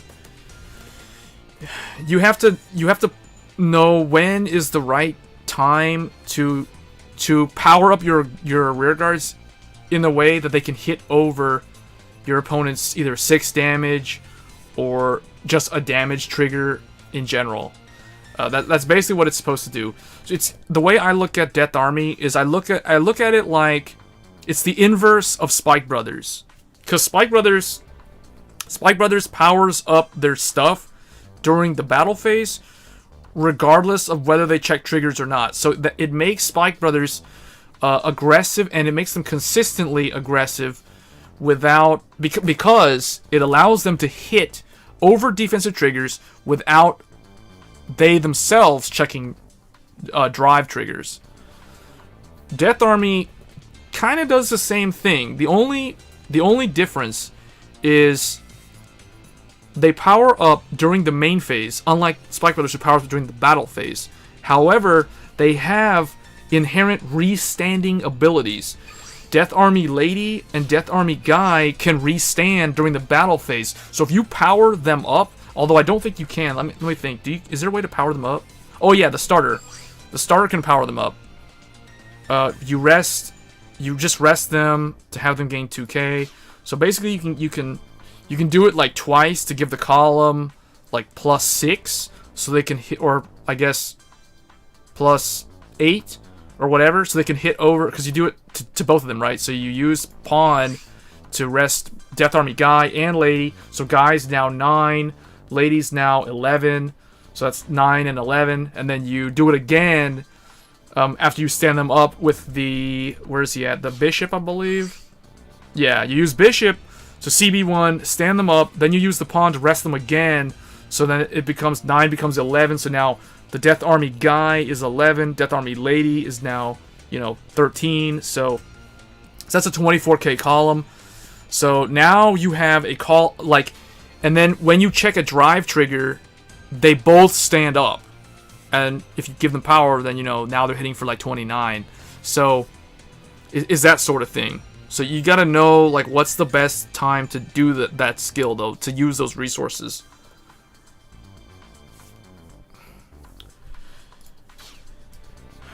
Yeah, I think, let me see, this guy, when this unit is placed during your main phase, and you have to know when to call this guy out during the main phase properly, too, so he can stand them up. So you basically, like, during the main phase, you gotta, like, rest these guys with a starter, power them up, make this guy stand them up, then use this guy to power them up again, then you call this guy down to restand them again. Because this is a once per turn skill, so you would resolve this before you call this guy down. Yeah, the restanding is very luck based. It's dependent on the triggers. That's why it's like it's the inverse of Spike Brothers. Spike Brothers power up during battle phase and they don't care if they hit triggers or not, although triggers do help. But Death Army powers up during the main phase and is dependent on triggers for their restand during the battle phase. So it's, it's the complete opposite of Spike Brothers. Lack of draw power? Yeah, I can see that. That's why you run 9 draw, though. I feel like Death Army is a 9 draw deck. You don't need crits because this guy gains crit on Limit Break. So yeah, you don't really need crits. You don't really want to run stands either because you don't need them. Because effectively, your Death Army Guy and Lady are... Like, every trigger in the deck is already a trigger. Like, every draw and heal is already a stand trigger for Death Army Guy and Death Army Lady. So, and if you have to ride a Sura Kaiser, then, all your triggers are also stand triggers. So that's why you don't need stands. You definitely wouldn't run stands in Death Army. And you wouldn't run crits either because you don't really need them. So it's definitely a 9-draw deck. It's not too bad because it's think about it like this. It's no different from... like your typical Kagero deck. Kagero has no draw power either, right? Like, filtering is not drawing. I mean, yeah, they're using Irmo to discard and draw, but it's not really a net gain, so it's not a true draw. It's not like Luckbird or Kirara or something.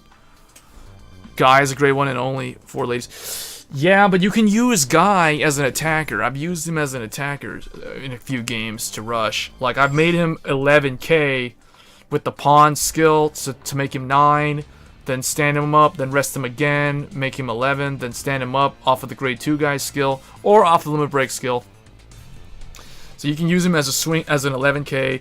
Basically, I treated him like Melem in Gear Chronicle. He's like Melem. Because he's a grade 1 that can easily swing as an 11k attacker in this deck. So I think of him as Melem.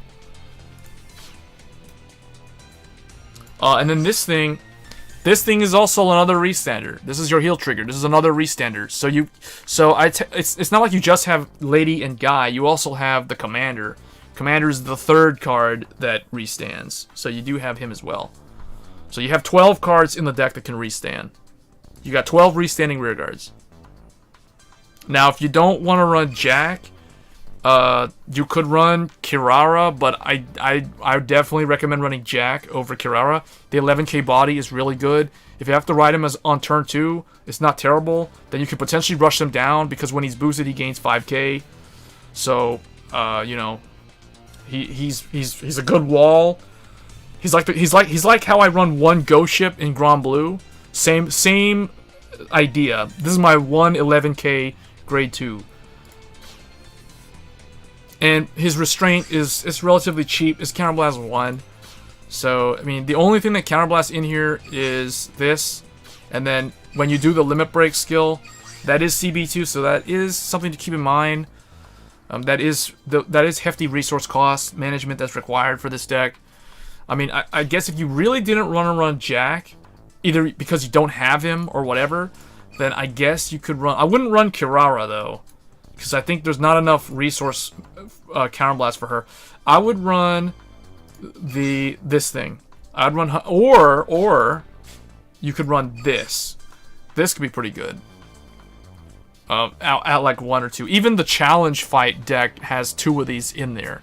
So you could run Street Bouncer over Brutal Jack if you don't have Brutal Jack. I just like him because he's 11k body, he's hard to run over, and he hits hard by himself. So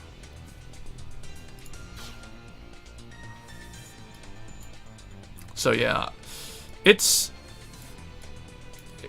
okay. I do Claydol mechanics in here at 1. I mean, I'm trying to think, like, yeah, I prefer Asura Kaiser over the Unflipper.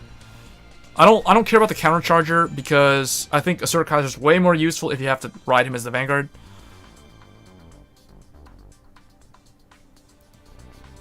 Yeah, well, I'll try it out at some point this month. I'm definitely going to try it out this month on stream. I want to eventually get around to doing a deck profile of it as well. But I'm not going to do the deck profile until I'm pretty well experienced playing the deck. So it'll probably be later in the month. I'll tell you guys this. So I'll use Death Army with Neo Nectar. So in the first half of the month, the stream schedule is as follows. So if you guys are, if you're not able to watch the stream all the time, if you want to get an idea. So this season, during Vermilion season, we've already shown Battle Sisters. We've already shown DI, like proper, the full Reggie build on the previous stream. But because rentals are gone now, I can't use my full DI, my full Battle Sister deck anymore unless they do raid up. So I'm going to have to try out this alternative DI deck that I came up with that uses the Abyss Lord and stand triggers. So I'll try that in a future stream coming up soon, probably this weekend. And then, sorry, Yuri, but I can't do Battle Sisters anymore. I mean, that, you know, 3 fromage is too many. It's too many. So unfortunately she's gone, but I do have Soulless OTT, and I did change Misaki's deck. So even though we can't use Yuri in the 100% pure Battle Sister awesome, we can still use Misaki in Soulless OTT. So I can see how if Soulless is better with the new Battle Sister support in here. So what I've done is I've swapped Apollon for Battle Sister Cookie, and now I think what I'll probably end up doing is I will take out... I'm trying to think. I'll drop this for either I'll run the 4th Cocoa, and I'll run Battle Sister Omelet? Oh no, Battle Sister this. Well, hold on. I kind of like that 7k Omelet. You know what? We'll go with the Omelet. No, you know what? No, we're gonna go with 1 cream, and I'll explain why. But I kind of like this lineup. So this gives me a good number of... I have 1 fromage, so I'm going to run her. Even though the problem is I may not keep fromage in here because you need to have a lot of Battle Sisters for her to actually be able to do anything. And there's way too many non-Battle Sisters in the deck. Like there's well, unless I take this out. I might take this out actually. Hold on. We can work with this. We can do some magic. Don't worry, I can fix it. Hold up. So Nana has to go away, and we're gonna run the other Battle Sister, this thing, Souffle, and then Souffle will be the heal. So it's not as good because Soulless makes Nana 13k without any booster. This thing is just like a generic 10k attacker. You have to have a booster to make it actually be 13, which is kind of bad. But I do run Oracle Guardian Gemini, so she can hit some nice numbers. She can hit 21k with a Gemini behind her. So this will be the Misaki take on Battle Sister. So I'll keep Fromage in there at 1. I don't think she's going to be that consistent, though. I did replace Oracle Guardian Wiseman with Tarte because she's a Battle Sister. So that does help Fromage. We've got Glace in here because this is the Soulless build. Force on Tom because Force on Tom's a must. The reason why I'm running 1 Cream is because I do have 4 Battle Sister Cookie.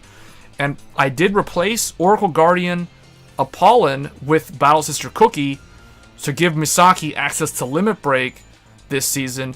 And Cream, and the thing is, if I have to call Cookie on the rear guard circle, I can put Cream behind her and that can swing 21k as a rear guard without any triggers. Do I have Scarlet Witch? Oh. How would you run Battle Sisters if you only have 4 Fromage and no Cookie? That's a good question. So if you don't have... Here, let me save this and I'll go back to my Battle Sister deck.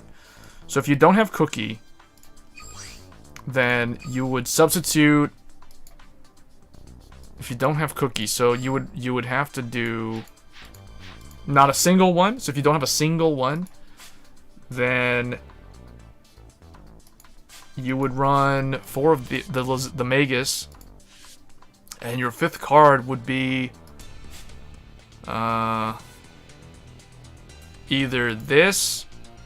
Oh wait, actually no, I take that back. I take that back. You're not gonna run 4 of these. You're gonna run Apollon. 4 Apollon, and then still 1 of those. This is what I would do. If I didn't have Battle Sister Cookie, I would make... Oh, this is still a crit. This would be a draw. And that would be the heal. This is what it would look like. If you don't have Battle Sister Cookie, you replace it with Oracle Guardian Apollon.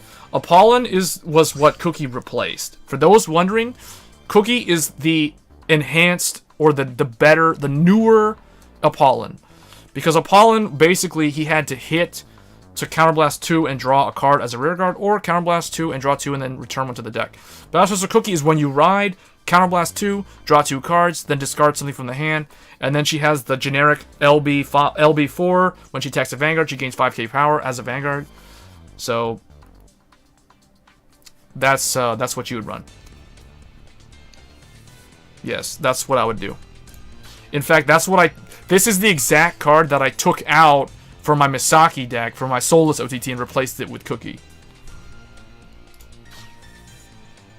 So it looks something like this. Oh, actually no, this is wrong. You have to change something else. You take Cream out. Because you only run Cream if you have Cookie. Because it's Cookies and Cream. If you don't have one, why would you have the other? So in that scenario, you would run... If you don't want to run Omelette because you don't go Soulless, so you would run Maple. Where's she at? There we go. Battle Sister Maple. There, problem solved. That's what you would do. Because this is Battle Sister Maple is from the original set 1, so you'd run this. Basically, when she's in the front row, or if she's the Vanguard, if you have 3 or more cards in your hand, she's a 9k attacker.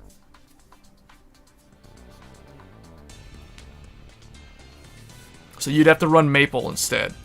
Souffle and Maple and Waffle. Waffles and Maple and that kind of stuff. Battle Sisters are super good though. Battle Sisters are a tier 1 deck right now. I don't really think that they might not be a tier 1 next month, but they're definitely a tier 1 right now. They're probably the easiest, they're the fastest and best OTT deck right now. This month. They're faster than Tsukuyomi. They're easier to play than Tsukuyomi. They require less brain power than Tsukuyomi as well.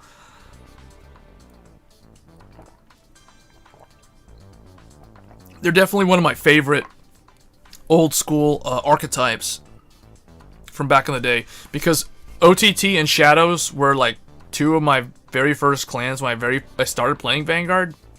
So, like, I never had Tsukuyomi back in the day. Like, I never had the original Tsukuyomi. I have the one in V-Series, but I don't have the original one. So I had CEO Amaterasu. I had, like, set 1 OTT, And I had that deck until Battle Sisters. I never had Scarlet Witch Coco either. I eventually got the reprint of Scarlet Witch Coco. The double art I got reprinted in, I think it was either the Battle Sisters set or it was the Magus set. I think it was the Battle Sisters set. So I did eventually build Solus OTT, but it was like later on.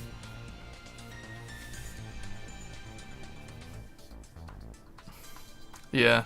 No, I like that other Battle Sisters. I like how they all are like desserts and junk food. Well, they're not really junk food. It's just more like they're just a bunch of sweets.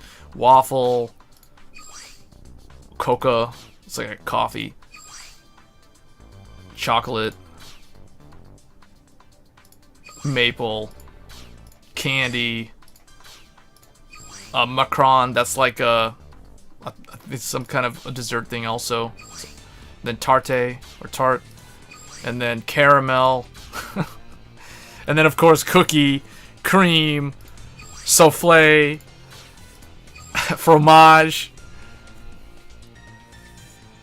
I have a 9 crit. The starter is Losange, Magus, and I run 2 Luckbird. What I do is wait to limit break to do my draw 2. Hey, whatever works.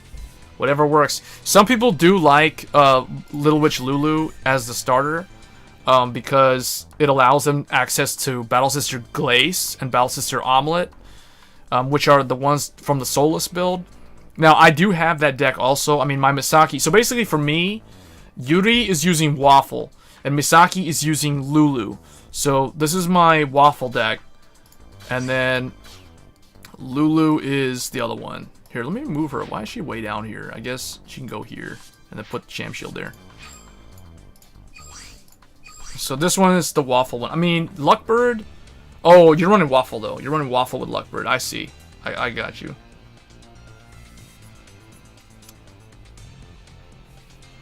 But if you're going Soulless, I still like a Battle Sisters teched in with Soulless, because Glace is a Battle Sister. And, wait. Oh, Omelette's not in here. Well, that's because I'm running Cookie. So I got 1 cream instead of Cookie. Although I guess I could run Omelette instead at 1. But I feel like this card is just way too good. Being able to gain vision and check for triggers is another thing that it's one of those like it's one of those sleeper things that no one really thinks too much about this card's effect. But the fact that you can look and it's like, oh, it's a crit. Okay, put it on the top. Or if it's a PG and you have limit break, put it on the top. Activate Fromage, draw the PG and something else. Okay, you know, like that's really good. Or if it's like early game, it's a non-trigger. It's Silent Tom. Silent Tom, get out of here. Put him on the bottom. Then you check like a a crit or whatever, or a draw or whatever. Or you whiff heal. That could also happen in the early game. I didn't like Lulu. I lost 5 in a row when she. Yeah. So okay, if you go, the problem with Lulu. I don't like Lulu in pure Battle Sisters either. For certain reasons. The reason number 1, she's not a Battle Sister, so she hurts Fromage's 15k requirement. It makes it harder for you to achieve that. Number 2, you have no booster in the early game. You have nothing on the field except your Vanguard. Mostly, like on turn 1, think about it. Let's say you're up against Shadow Paladins and they run Blaster Dark. They run the traditional ride chain. You ride whatever. Like, let's say you ride this. Assuming you're running pure Battle Sisters. So you ride this. Or you ride your Self-Damager, or like Candy, or Cream if she's in there, or Omelette, whatever. So you got the bottom line is you have a 7k or a 6k Vanguard. And then the opponent has an 8k Vanguard. If you're going second, now you're dependent on a trigger to hit your opponent. Unless you had another grade 1 that you could commit to the board. So, yeah. That's why I don't like Lulu in there. Now in Solus it's completely different. In Solus it's okay because you gain her in the middle of the game, and then she empties out the soul, and then the deck becomes alive. Glace becomes 12, Omelette becomes 10 in terms of the numbers. So, in fact, I don't know. Maybe I won't run this. You guys think I should run Cream or should I run Omelette as my one of? Or actually, you know what? Hold on. We could even do this. We could even drop this to like 2, and I could put Omelette in here. Where's Omelette at? Let's put the rare. Let's put 2 omelet. What do you guys think about this for Soulless OTT? The reason why I want Gemini is because Silent Tom and Gemini make 16k. I still want 16k since it's not a pure Battle Sister deck. Oh wait, yeah, but you're running Waffle though. I'm saying for Soulless, like running Lulu legit Misaki Season 2 Asia Circuit Misaki, where she runs Little Witch Lulu as her starter. So this is about Misaki. The only thing that she borrowed from Yuri is the 1 fromage and the 4 cookies and this stuff. Everything else is basically like her stuff. Her Silent Toms, her Cocoas, because she had Cocoa in the very beginning with the CEO stuff. And, you know, Chocolate and all that stuff, and the Gemini. And her Soulless stuff. Like, this is all the Soulless stuff. Her Soulless sisters. So, I think this is okay. So she's got, how many non-bouncers do I have in here? I got 4 Silent Tom. And honestly, do I even need this? Do I even need Gaga? I could just run more Battle Sisters. I mean, I could even run... No, I don't want to run Macron. You know what? Is this even... I guess this is kind of... It's still pretty good, I would say. Because it gives me the Tsukuyomi thing. You know, the look at the card on the top. And then send something on the bottom. Losange Megas because it's a draw after the boost. No, yeah, it's also another heal. It's also a 5th heal. No, I like Losange Megas too, but the thing is, you're dependent on Luckbird, and if you're only running 2 Luckbird, occasionally you're gonna run into a game where you damage check a Luckbird and you have to ride the first Luckbird. So then, like, if you have to do, like, if you're running 2 Luckbird, right? You said you were running 2 Luckbird. If I remember, you mentioned that earlier. Unless you're running like 3 Luckbird, then that's a little bit different. But if you're only running 2 Luckbird, occasionally there's going to be a game where you have to ride Luckbird as your Vanguard because the alternative is to ride a PG. Because I mean, this is bound to happen. And I know because when I played Set 1 OTT, back when I first started Zero, I was running 2 Luckbird with my CEO deck. And this has happened time and time again. So you're going to have to ride Luckbird, then they attack you, and you damage check your second Luckbird. So now you're completely out of Luckbirds that whole game. So in that scenario, how would you empty your soul? How would you make the soul empty for, or are you not even running Soulless? I don't even remember if you were running Soulless or not. You've been running Hybrid Cookie Fromage with one. Oh no, that's someone else. That was Checkers. But basically, what I'm saying is that sometimes, because Luckbird is not the starter, you're not guaranteed every game to empty the soul.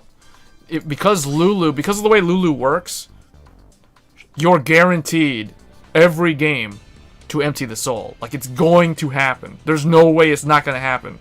Because she doesn't come out of the soul until turn 3. So, yeah.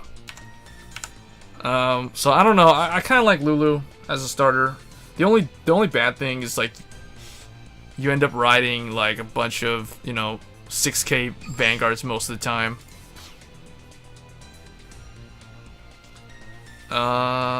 Trying to think, like, what else should I change? I like this at 2 because it makes 16 for Silent Tom. That hits numbers. But that means I have, what, 6, 7, 8, 9, 10, 11, 12, 13 non-battle sisters.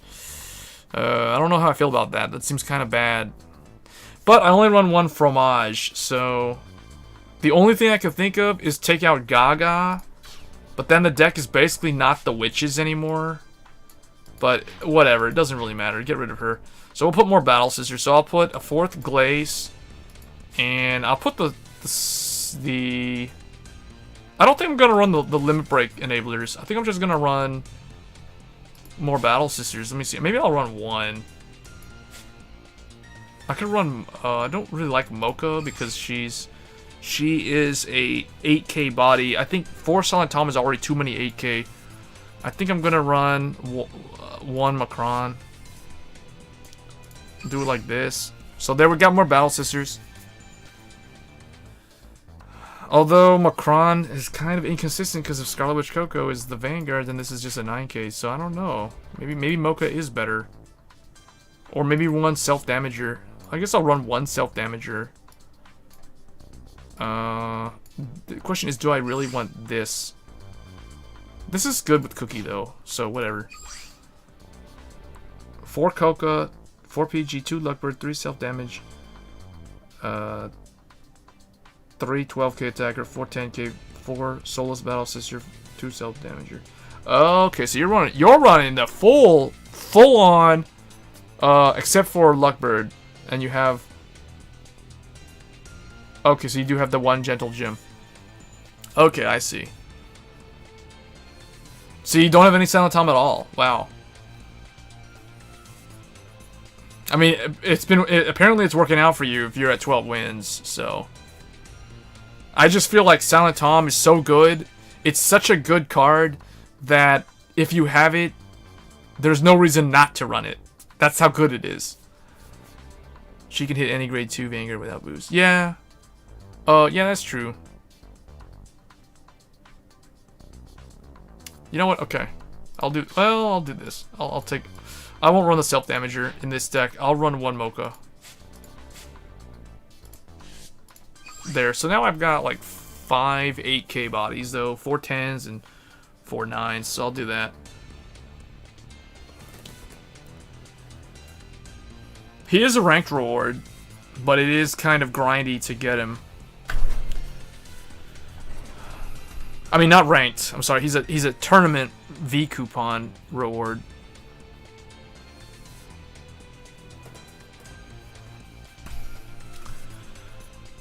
But I think that this is an okay. I don't know. I'll try it out. I may take out Battle Sister Cream. I'm thinking she might not be necessary.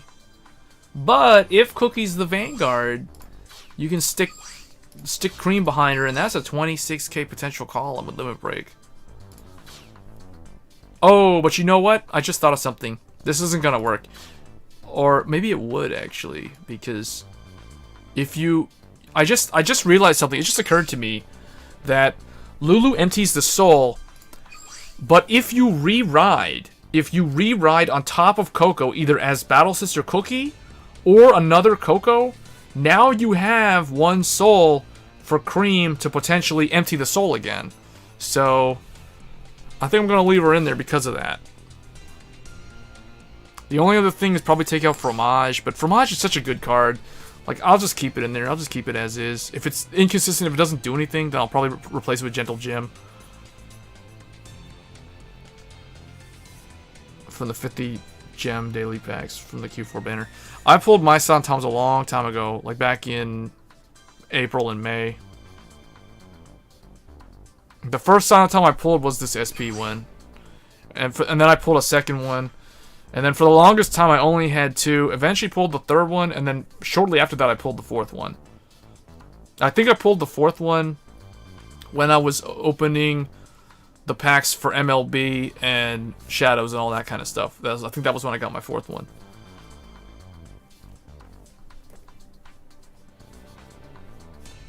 But I know I had 3 for a long time.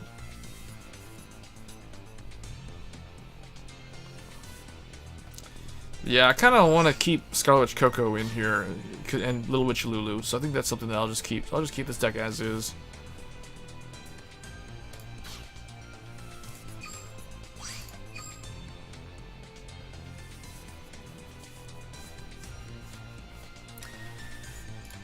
Yeah. This is like the Misaki attempt at Battle Sisters, because Yuri's the full pure Battle Sisters.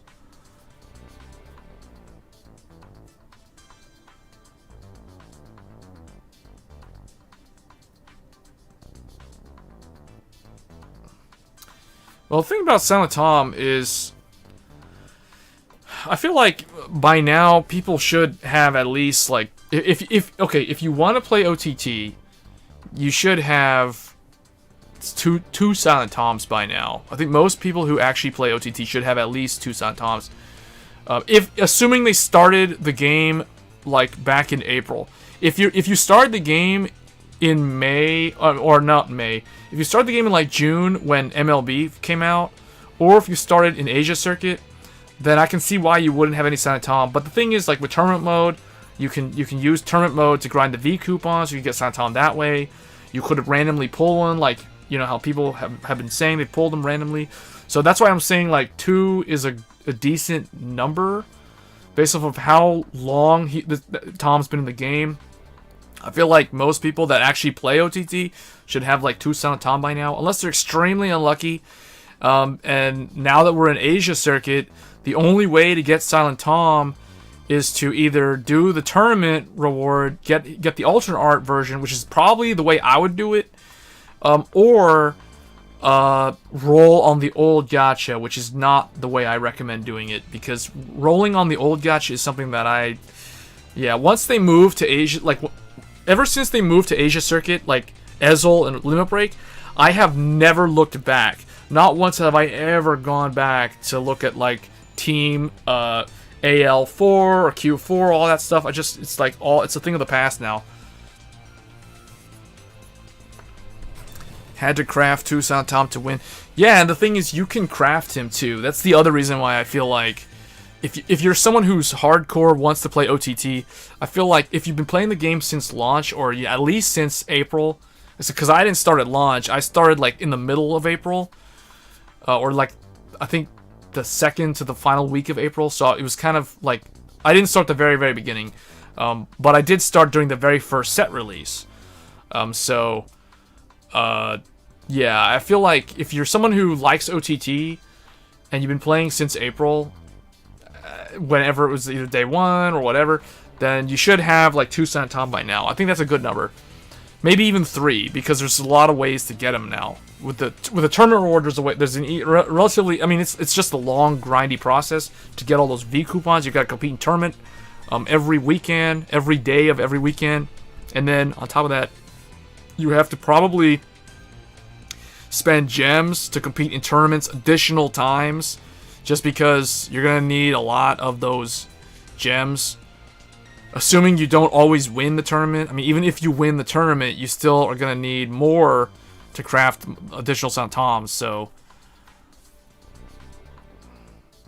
yeah, it ultimately it really depends on how much you care about the clan. It's like I was saying originally. Like if you're a hardcore OTT fan, then you should have you should have some Silent Toms. It depends on priorities. Like if you're prioritizing another clan, that's completely different. I mean, look at me. It's the same thing with me. Like I like OTT, but I really, really wanted to build Pale Moon to the point where it's like I'm going all in on the gacha until I get my 4th Lukie. Once I get her at 4, I'm done rolling opening packs for the month, unless they do like a raid up. I mean, I'm done opening without a raid up. And that's what happened. And the ones who got left out were Battle Sisters, Fromage. Didn't see a single one. Had to craft 1. So I still need to craft 3 more, or wait till raid up, or randomly pull them when I'm opening Aquaforce packs next month, because there's a chance that that'll happen too. And then same thing with the DI. Like only 3 chariots and only 2 Reggie. So I'm close to crafting the 3rd one. So it really depends on how you prioritize it too. Like typically, like the way I prioritize clans, or is like that depends. That will play into how many materials I save. Because if you look at my crafting materials, like you can see which clans I was saving up for. Like Pale Moon, I saved up enough to craft a single triple R.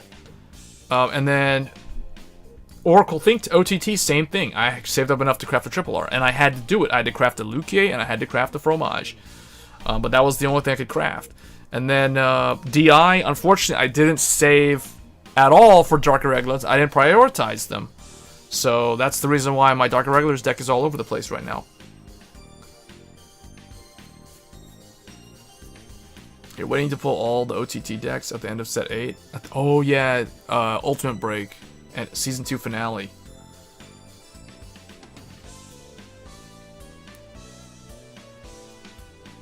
They just... What? It irks me that they... Sad new crystals. Yeah, that is annoying. Although, I mean, if you look at it on the bright side, if you... Like, okay, I'll give you an example. Like, for me, I still need one more Shamshiel, which I'm kind of, sort of working on crafting, but it's not a high priority. Because I worked on Angel Feathers last month.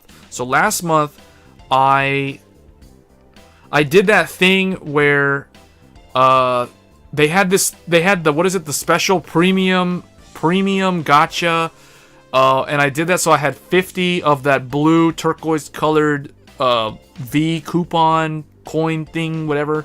Then I exchanged 50 of those to get a Shamshiel. That gave me my I think my second that gave me my second Shamshiel, because I pulled one from the initial set opening. I got the second one from the premium gacha, and then my third one is the one that I crafted. So I'm still working on crafting the fourth one. So you can see here I've been saving up crystals and orbs up here. Rescue crystals and stuff. So, but the thing is, I wasn't expecting to, like, not pull DI. So, so now what I'm having to do is I'm not really working on the crafting materials for Angel Feathers. So the thing is, like, I could randomly pull Shamshiel next month when I'm looking for Metatron. That could happen. So in that scenario, I won't have to craft her anymore. So you can look at it that way. So that's one of the positives of them combining all the cards from the previous set with all the new cards. But the thing is, the probability of pulling the old cards like Shamshiel is much lower than pulling like Metatron. So that's, I mean, sometimes it works out that way. Like, for instance, and like, I pulled so many Spectral Dukes. I pulled 4 Spectral Dukes day 1 that I didn't have to expend any gold paladin material. So I pretty much, if you look right here, I have 198 Unite crystals. So I literally have pretty much the ability to craft 2 Platina Ezels day 1. If I choose. Otherwise I can just save it for Liberators. And I haven't really done anything with gold paladin material in terms of saving up material. All this stuff is just like excess cards that got converted into material for golds. And Narukami is the same way. Like, Narukami is a hilarious one. Narukami, I didn't even want to play Indra. I didn't even save any Narukami material. Like, I had 0 crystals because I crafted my 4th Vermilion last month. And literally, like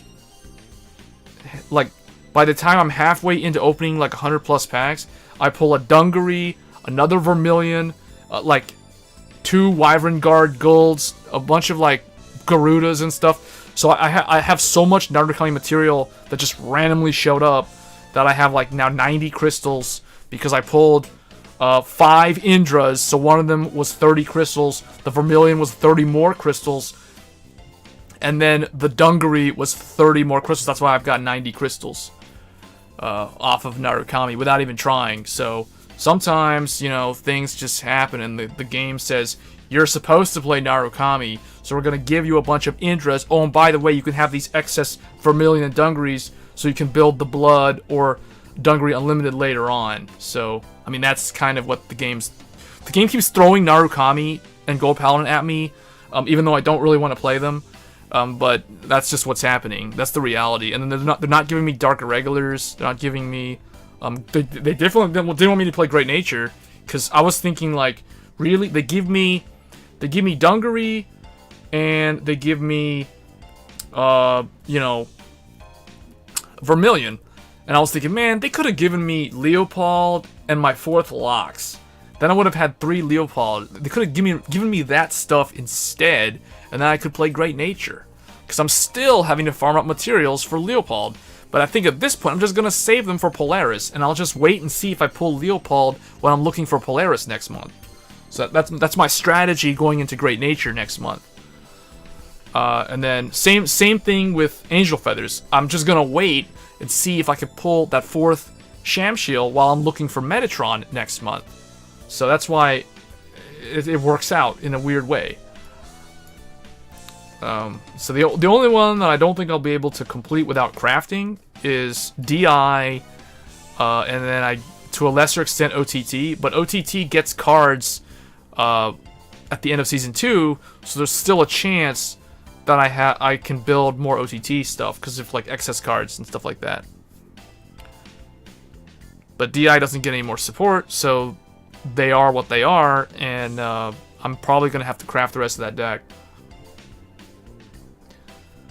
Crafting them bad boys and avoiding the gacha like the plague.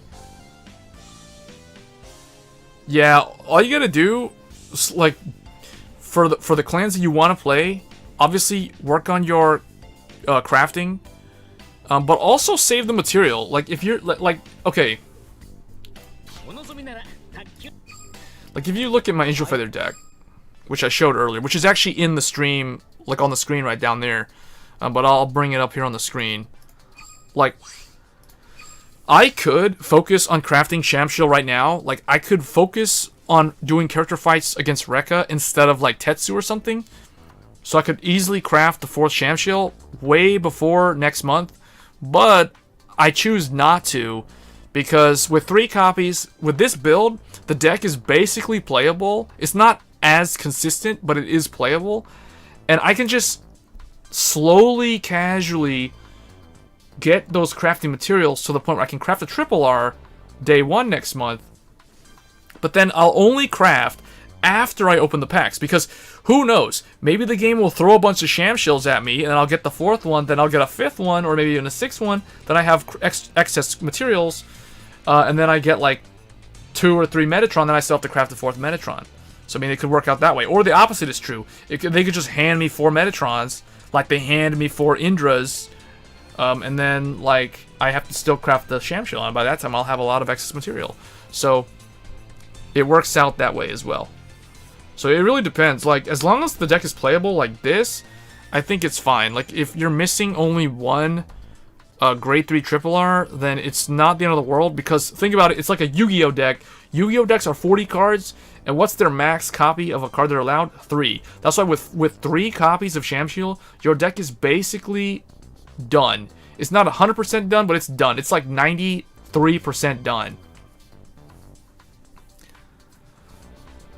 Nevin is a rare guard that ages the best, so crafting Nevin over PBO is not a bad thing to do.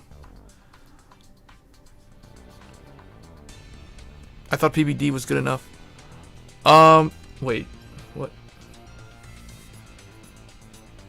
No, okay, hold up. Yeah, I agree with what Raphael just said. Nevin is definitely better than PBO in the long run. PBO is only good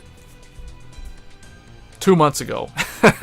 No, it's still good now, but it's not that essential anymore when you think about it.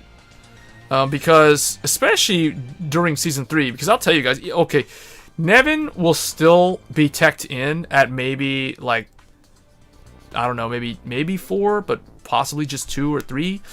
But when Revengers show up, I don't think people are gonna run Nevin that much. They might tech her in as like a 1 or a 2, maybe 3, but I don't think 4. I don't think people are gonna run 4 Nevin, because Raging Form, because Revengers will require you to retire other Revengers. So Nevin, you can't use her as a retired target, so not really gonna have any space for her. So don't feel too bad about it.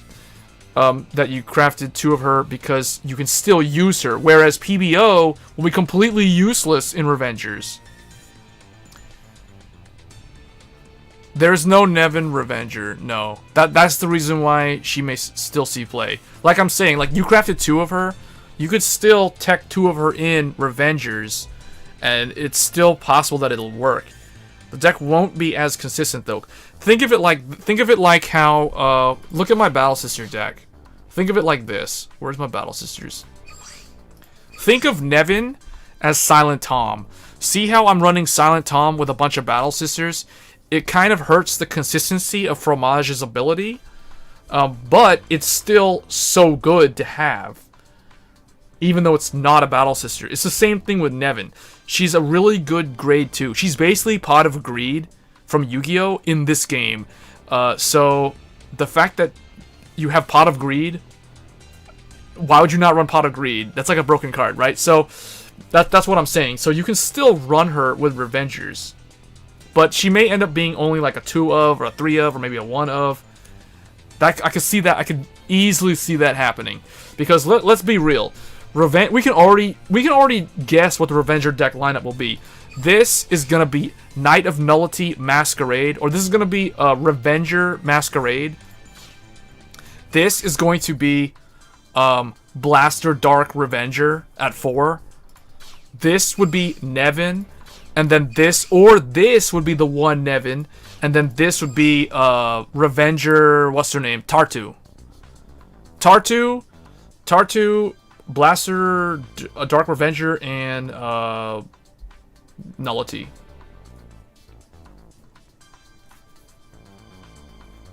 Yeah, Pot of Greed's a +1 too. It's still the same. Pot of Greed is you discard Pot of Greed to replace Pot of Greed plus another card. You just went +1 with Pot of Greed. You didn't +2. It's the same thing. It's +1. So Nevin's Pot of Greed.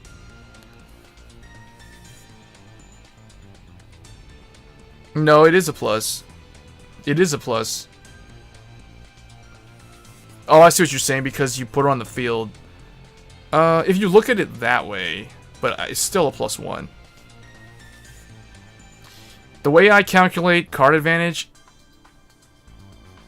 is I calculate it. I add up the cards on the field plus the cards in the hand. It's board. It's the total board plus the total hand combined. That's card advantage. It's not just hand. It's not just the board. And I don't count the Vanguard. I only count rear guards plus the hand.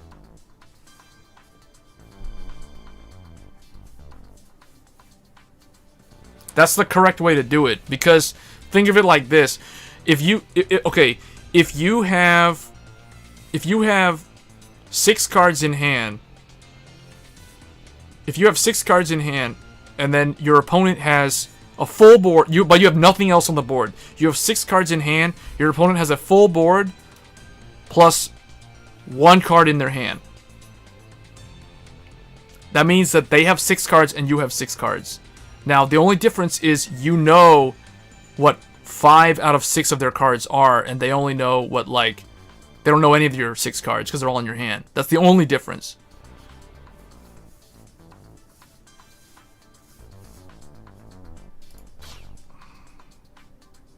So, yeah, I don't think Nevin will be played at 4 in Revengers, but I could definitely see people teching, like, 1 or 2 copies in there. Maybe even 3. It depends on the lineup, because I'm thinking it's going to be 4 Nullity, 4 Blaster, so that's already 8. And then they'll run, like, either 4 Tartu. If they run 4 Tartu, then there's going to be 1 Nevin. I mean, the only other thing they would run would be, like, a 10k Revenger. At that point, I think, if I remember correctly. I don't even remember what the 10k Revenger is. 100% drop chance on character fights. Yeah, that's something that I've been complaining about since the very beginning of this game. Like, when this game first came out, I've been complaining about that. In the survey, I typed that out. I told them that they need to make different Fight has said this multiple times in several of his videos, and I have been saying it, like, even before he even mentioned it.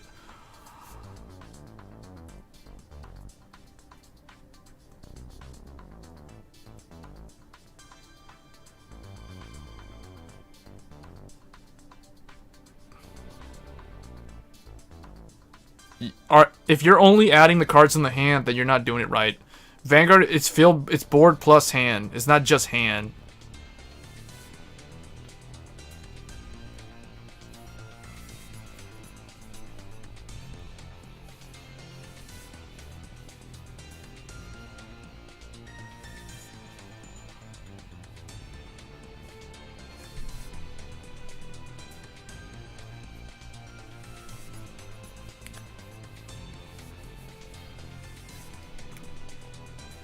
Full set and making a deck.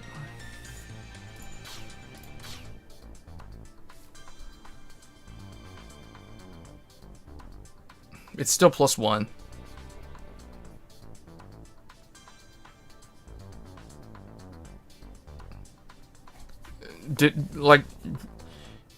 you put Nevin on the field. You have 3 cards in your hand.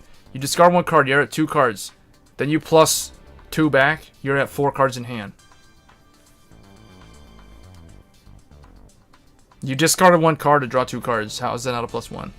It's the same as Pot of Greed.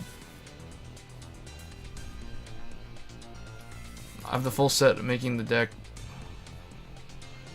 Okay, I gotta do my character fights and then we're probably gonna end the stream. I gotta do my Miwa event too. I haven't been doing that.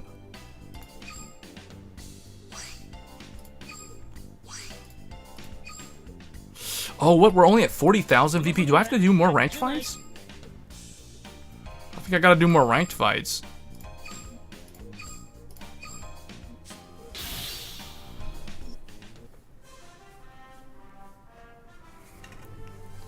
Yeah, you're thinking of it. You're thinking of cards. You're only looking at it from cards in your hand. But even if you look at it from cards in your hand, you still gained 1 card. You discarded 1 card to gain 2 cards. Like if you completely ignore Nevin, just ignore Nevin. She's invisible. You have 3 cards in your hand. You activate Nevin's effect.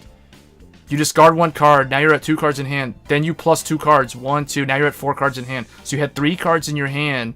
Nevin's on the field already. You have 3 cards in your hand. You discard 1 of them. You're at 2 cards. Now you draw 2 cards. Now you're at 4 cards. You just gained 1 card. So it's a +1. Alright, I guess we're gonna do this. I think I have to do more ranked fights, guys, because I don't think I have enough VP. I think I'm close, though.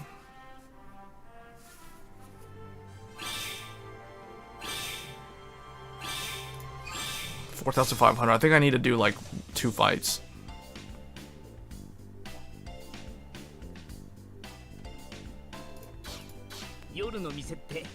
Yeah, oh man, we gotta do... How many fights do I gotta do?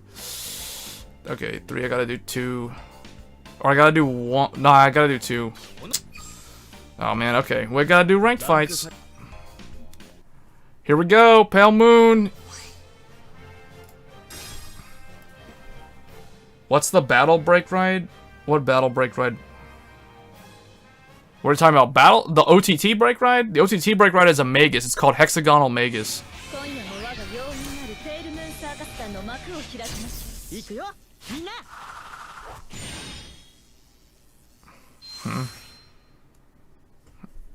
I'm not sure what we're talking about. Oh, this is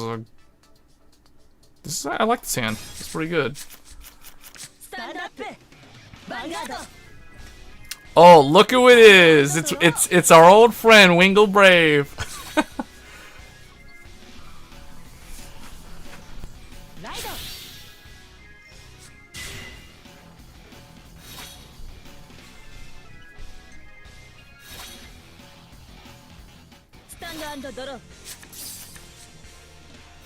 Alright, I'm gonna put purple trapezes in there. Call this here. We're at 6 cards.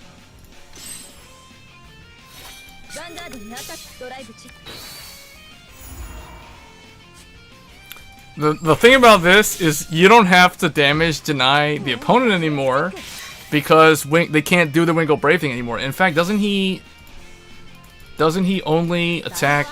He has to hit Vanguard now. Oh, it can hit anything still. They didn't nerf it enough, but at least he can only search a grade 3.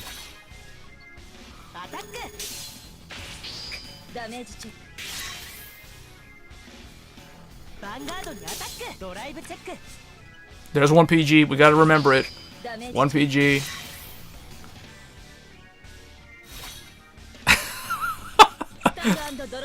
Oh, he's trying to rush me down. He's trying to rush me down. Okay. What I'll do... Oh, I only have... This is my grade 2?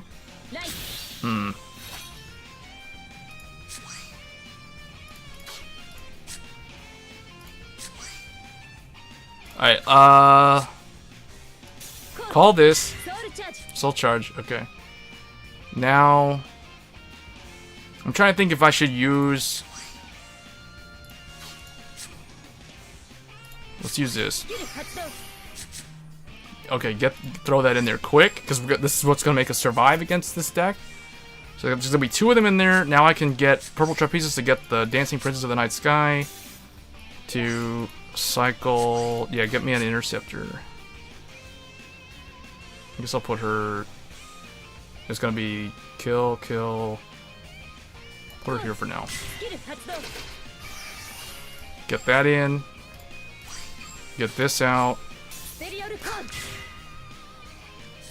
And then send this in here. Now I'll have to top deck one of them for it to actually do something. So I don't know, maybe I should not have done that. Maybe I should put Fire Juggler in there. Alright, then we're going to push him. If he checks the defensive, then we kill his 7k. It's that simple. In fact, I kind of want to kill the 7k. We're going to kill the 7k.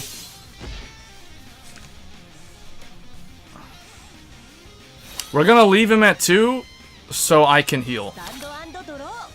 Although I think I whiff healed. Yeah, and I have a heal in my hand, so I only have 2 heals left. Oh, he's stuck at grade 2. What is this? This has the booster blaster. Is this deck imploding? He had that many grade 1s. There's a second PG. That's PG number 2. Is he... I don't understand what's happening. But we're just gonna run with it. If we draw Farah, we ride Farah. If not, we're going Lukia. Okay, we're going Lukia. Here we go.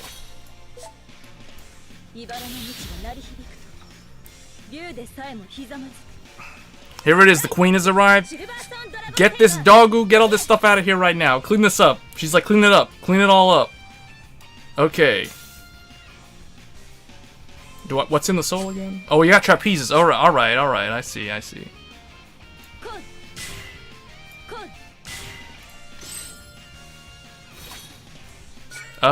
No. Cause watch. Get Dreamy Fortress. Oh no. Not yet. Watch, check it out. That thing's at 14. Lukia's gonna be 14 now. Alright, put Purple Trapezes back in there. Get Dreamy Fortress so we have him.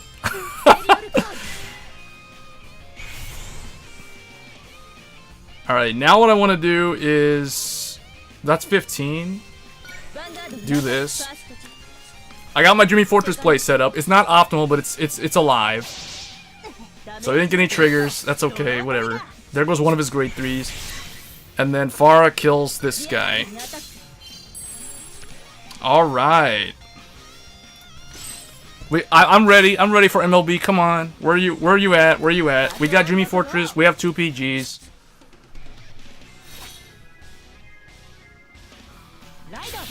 Whoa, Ganslot! What is going on? Ganslot can't use this guy's effect. He doesn't even have Blaster Blade in the soul. Ganslot can't do his thing. He retires the grade 3?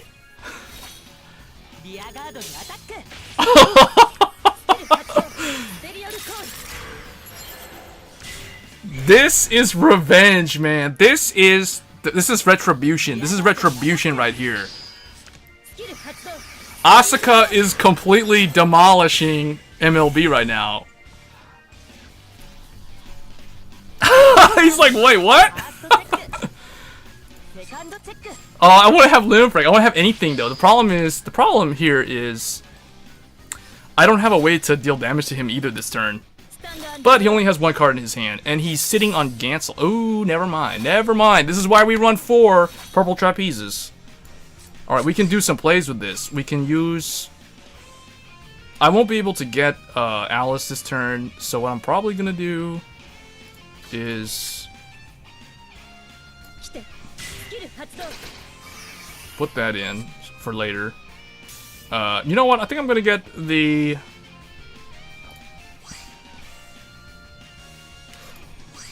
I will get Alice. Yeah, I think I'll get Alice.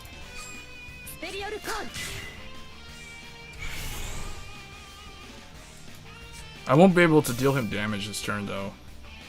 If I call my 2 PGs down, nah, that's not even worth it. The reason why I'm calling down Alice... I mean, the alternative was called a grade 1. Oh, okay. I guess I did make one mistake.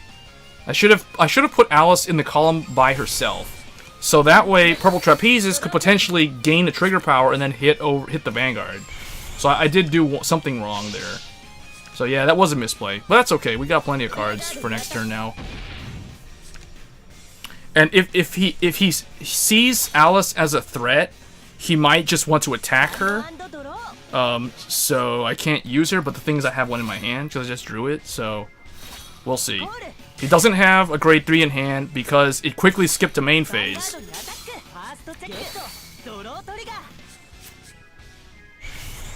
Alright, so he will... He's going to 3. We're gonna have to... Do I have Purple Trapezes? I got Purple Trapezes ready, but not a whole lot of anything else. So we're gonna need to use Alice this turn. Oh, I drew my last heal. So Alice will swing it against slot, then she's gonna go and put Trapezes out. I think we're gonna limit break. I don't have a 2 in the soul though. So what can I do? I can call this. I can randomly soul charge. Yeah, get the 0 and this and oh no, I'll have to yeah, get these.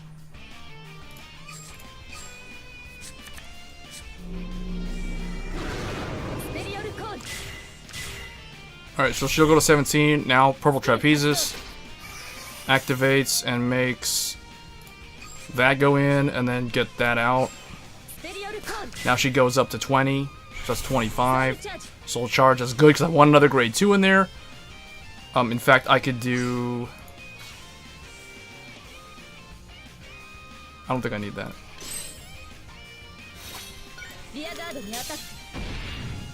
I need another intercept, that's what I'm doing.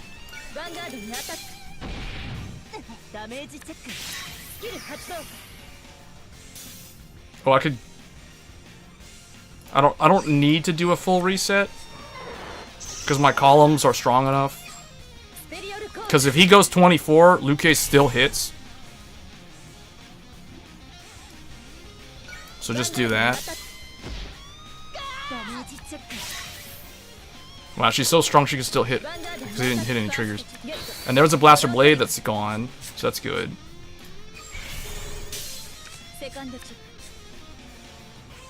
Okay. So let's see how many. I know he called one. He has 2 Blaster Blades in damage, and he's retired. One's dead, so he only has 1 Blaster Blade left. So if he rides MLB here, it doesn't make any difference. And I think he's out 2 Gancelots. Yeah, he could heal again though.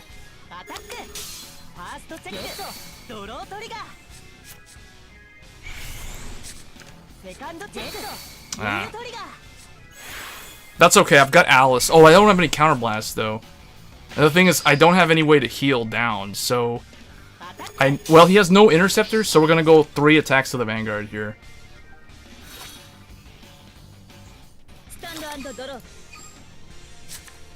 Ooh, I got Farah. I could actually do the Persona Blast. But I don't think I need to do that. I'm trying to think, like, if we use a starter... What would be really nice right now would be the bunny.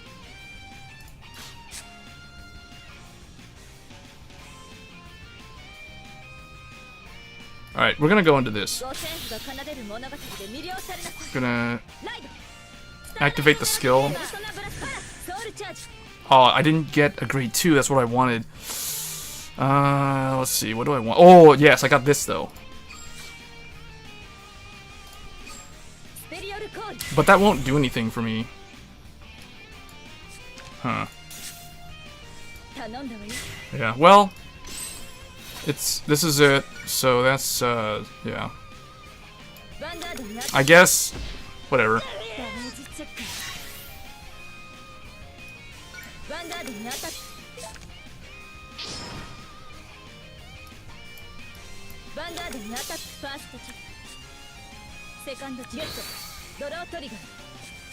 Oh, that's the 4th PG. So I got all 4 of my PGs in hand. So even if he heals, we're good. That's the new MLB, guys. Check it out. New MLB. MLB version 2.0. New and improved. Complete with Ganslot as the Vanguard.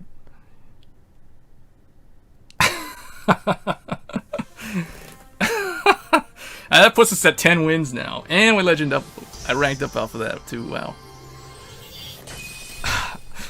Pale Moon is just too much fun once you figure out how to do all the crazy combos with Alice and the bunny and the purple trapezes and fire juggler and even Farah making Alice swing 13.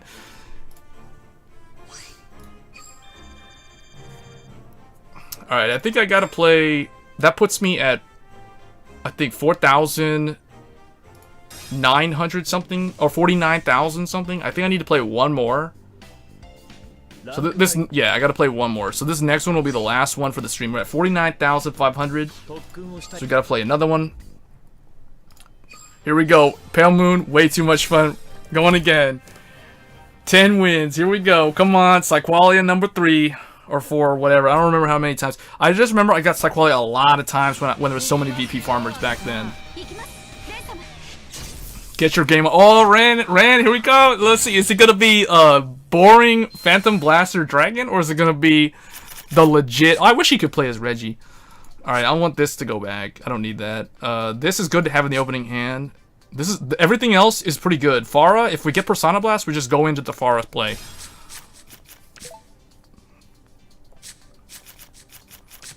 Yeah, he rode Ganslot when he didn't have Blaster Blade in the soul. I don't know what happened there. Oh, and it's the Duke. It's the Duke. He has arrived. Here we go. Duke versus the Queen. It's a fiefdom. This is it. A feudal feud. Here we go. The Cavalry of Black Steel is marching in. Lord of the Rings style. Here we go, guys. Black Dragon Whelp Voltimia versus Purple Trapezes. Digivolves to Scout of Darkness Voltimir. Oh, it's a crit. I saw it. It's a critical Duke. He got it.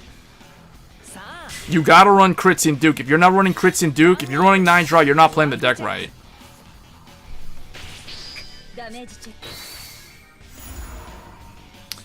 That's exactly what happened to me last game. I damage checked a heal, or I whiff healed like that. Okay, now what we do, this is what we do. Give me my Dreamy Fortress in there. So I got Trapezes in there, I got Dreamy Fortress in there, I got this one to call later. Let's see, I can attempt to rush him down. Ah, that was my Vanguard, oh well. Let me see if I don't have any counterblast to do anything else. I could try to do. Alright, I'm gonna do it this way. Okay, and then we're gonna do. I'll get Fire Juggler in there.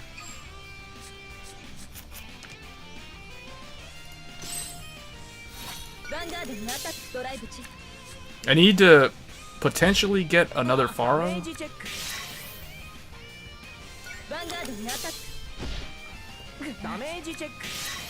Oh, he's losing grade 1s. Good, because he's going to have to retire that grade 1. Either Duke.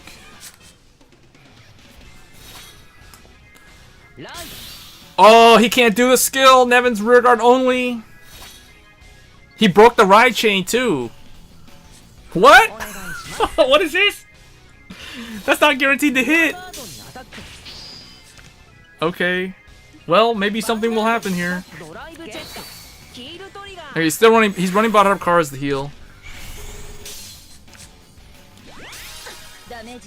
Oh, we heal again. Alice with the heal again. All right, we got the right Farah, which is not bad. If I get the Persona Blast, then I get it. We can fix the soul and call something out.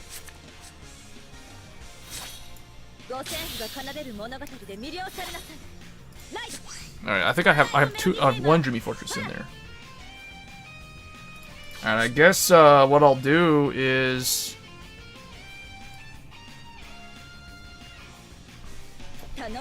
yeah, put this here. Oh, that was my other ally. That's okay, she's in there now. 頼んだわよ。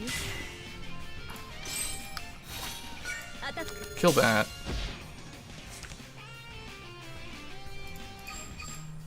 ヴァンガードにアタック。ダメージチェック。スキル発動。 Get me... Ooh, I can get purple trapezes. And then trapezes can cycle him for 15. I think I like that. That's a good idea. Oh wait, what else is in there? Oh, I got Girl Across the Gap. I'll get a second interceptor.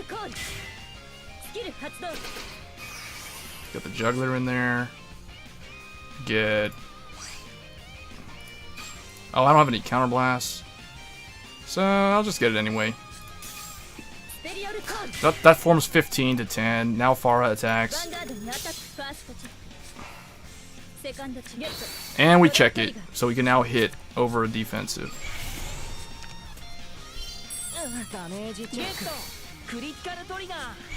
He's going to limit break, so I put my 2 interceptors because I gotta get ready for that. Oh, there goes another crit. You love to see it. Farah and Trapezes owning it up. Nitro Juggler filling up that soul.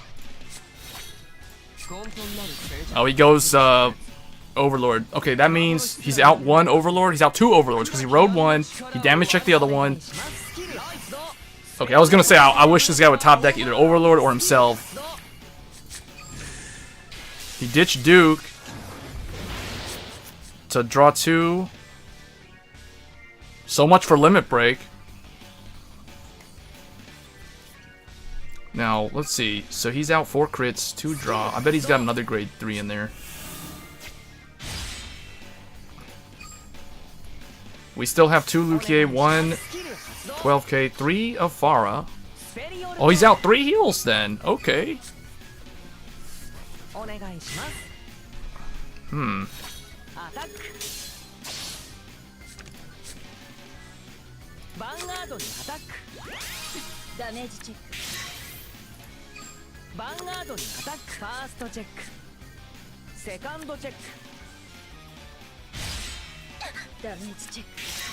Well, he's still on PBO.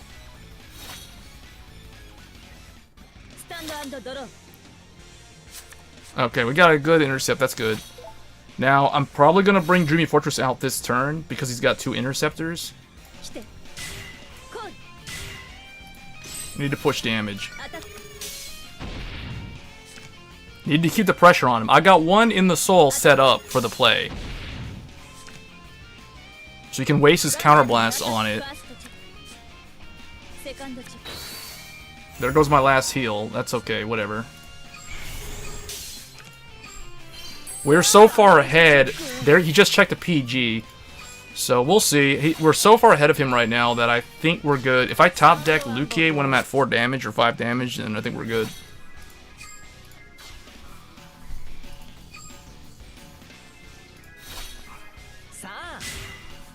If he uses her, then he can't do his Persona Blast, or he can't do his, he ditched another Duke. That's 5 crits out. Hopefully he drew another crit or another heal off of Nevin. So, let's see. He's at 15 cards in deck. Oh, he's really going to go in with a non-interceptor. Okay! We get 2 attacks to him now.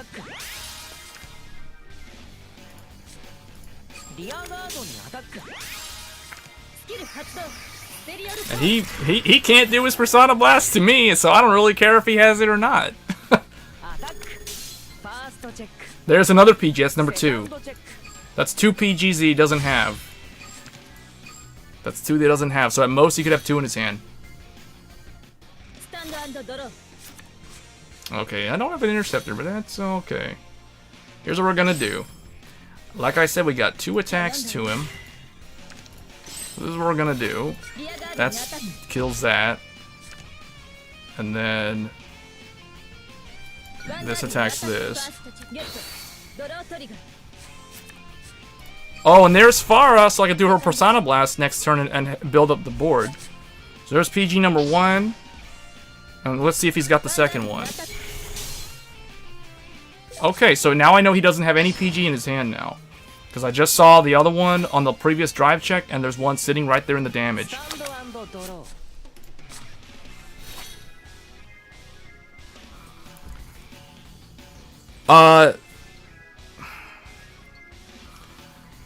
I'm trying to think. I think he wasted his counterblast. I think he wasted 2 counterblasts on retiring my jumping Jill. 貴族の竜 Oh, now he goes Spectral Duke. Okay. 姿を現す I mean, he can't do the restand because it's counterblast 2. Why would he even re-ride? He was sitting on an 11k Vanguard. I think at this point our opponent is self-imploding. He just ditched he had the Persona Blast. He had the Persona Blast right there. Why would you give up an 11k Vanguard? お見事 What was that? He had the chance of at least flicking a PG out of my hand. ダメージチェック What? Now ファーストチェックセカンドチェック he rode into 10k Spectral, ダメージ and this dude can't even kill this guy. We're gonna do the Persona Blast. He has no PG in his hand right now. He has no PG. Guess what? This is when you call final turn. ドロー This is where you call final turn. Oh, and we got it. We can't use it, but it doesn't matter. Okay, here we go. Asuka versus Ren. You guys see it first. This is a tier 1 deck. ファイナルターン Final turn. She called it. Here we go. She's gonna soul charge 2 and call one of these things out. It's probably gonna be Alice. Let's go. ソウルチャー Soul charge 2. That's what I want to see. No triggers. Get out. Wait, it's an 11k Vanguard. I mean, he's a 10k Vanguard. He's a 10k Vanguard. スペリオルコード 13. Okay. Put this here for safety. 頼んだわよリアガードにアタック Alright, dude. ヴァンガードにアタック I know you don't have a PG. ダメージチェック Okay, I knew you would do that. So here's what we're gonna do. How many triggers do I have left? I've got 3. So we have to go into Fire Juggler. Actually, no. No, we can go... Trapezis comes out behind Alice, puts the grade 3 in, and call Fire Juggler out. Right? Yeah, get this. スペリオルコードスキル発動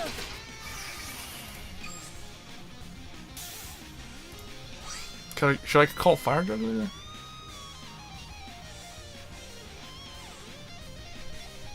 Yeah. スペリオルコードヴァンガードにアタックファースト Now I just need one trigger though, and we got it. Here we go. And it's Luke. And now Fire Juggler is going to activate the skill, go in the soul, and call an interceptor out. So I can kill that Butthart car. ダメージチェック And there you go. Now that was kind of high rolled. I'm not gonna lie. That Fire Juggler really needed that trigger, but it doesn't matter. We need the trigger anyway just to hit him. So, yeah. Alright, well that was MLB followed by Shadow Duke. I told you, Pale Moon is amazing. This is my clan. This is why this is the one clan I got like over 400 wins with. 11 win streak. There we go. Live. Expect to see a deck profile video with some of the footage from some of these matchups in the near future. Because these are some amazing games. They're showcasing this clan like it's the best right now. ランクファイトには夜の店って Alright, now we need to just do this. And then we're done. We're gonna do Miwa and then we're done.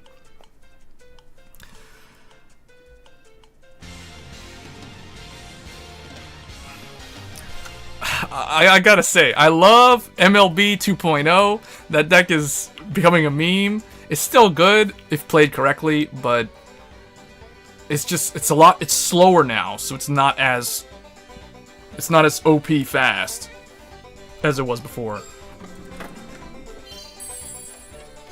We gotta get quintuple. So I hope he can land on the... We're on quintuple rewards, so actually... I only got a roll... I can roll a 2. If I roll a 2, that puts me on the plus 30, and then I have like 8 more dice to go around. Well, I'm just gonna roll the regular one, see what we get. 3. Oh man, I wanted points. So if I go 2... Yeah, no, we're just gonna regular roll here. We got 2, so that gave me the same result. Now, what a waste of the quintuple.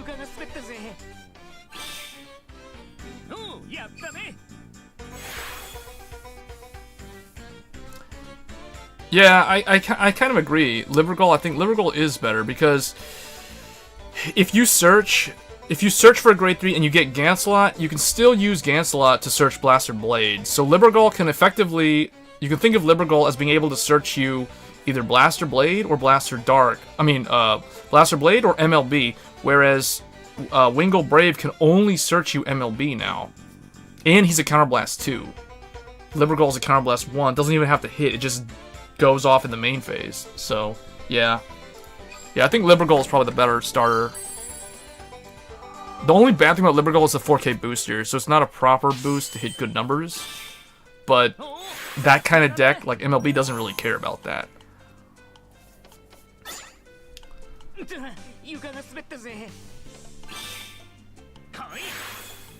Oh, he starts getting points now when I don't have the quintuple.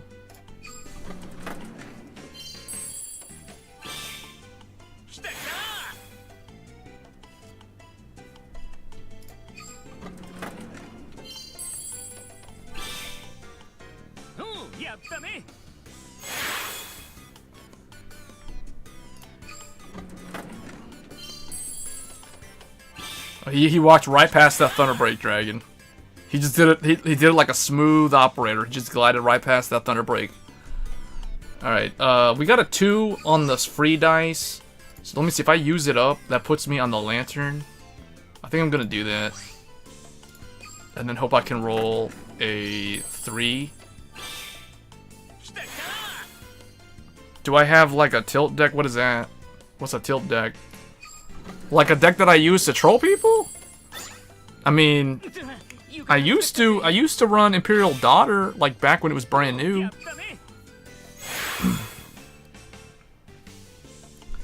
Alright, come on Miwa, get a 1. You need to roll a 1. Oh, he didn't get it. Oh well. Alright, well that's gonna be it. Lap 22. We're at lap 22. Almost to 30.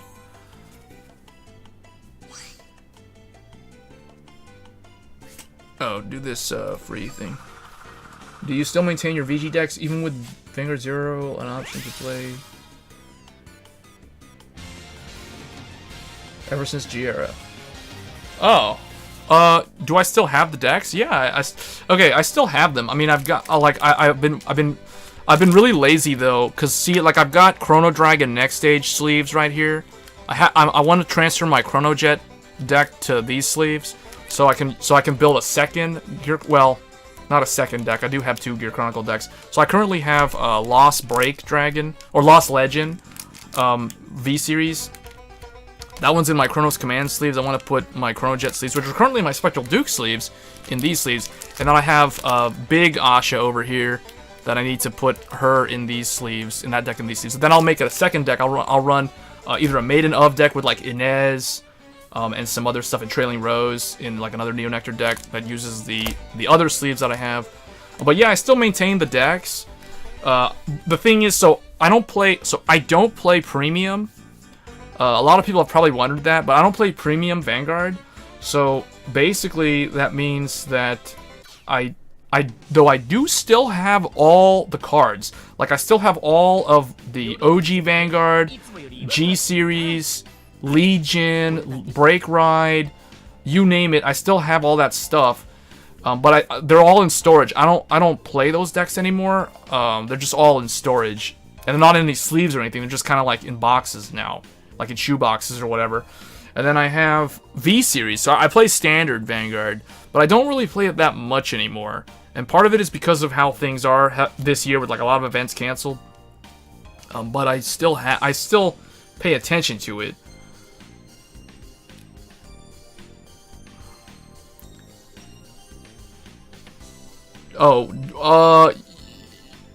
Yeah, I do, actually. I haven't had to do it this month, though. This month is awesome. This is the best month to play Vanguard 0.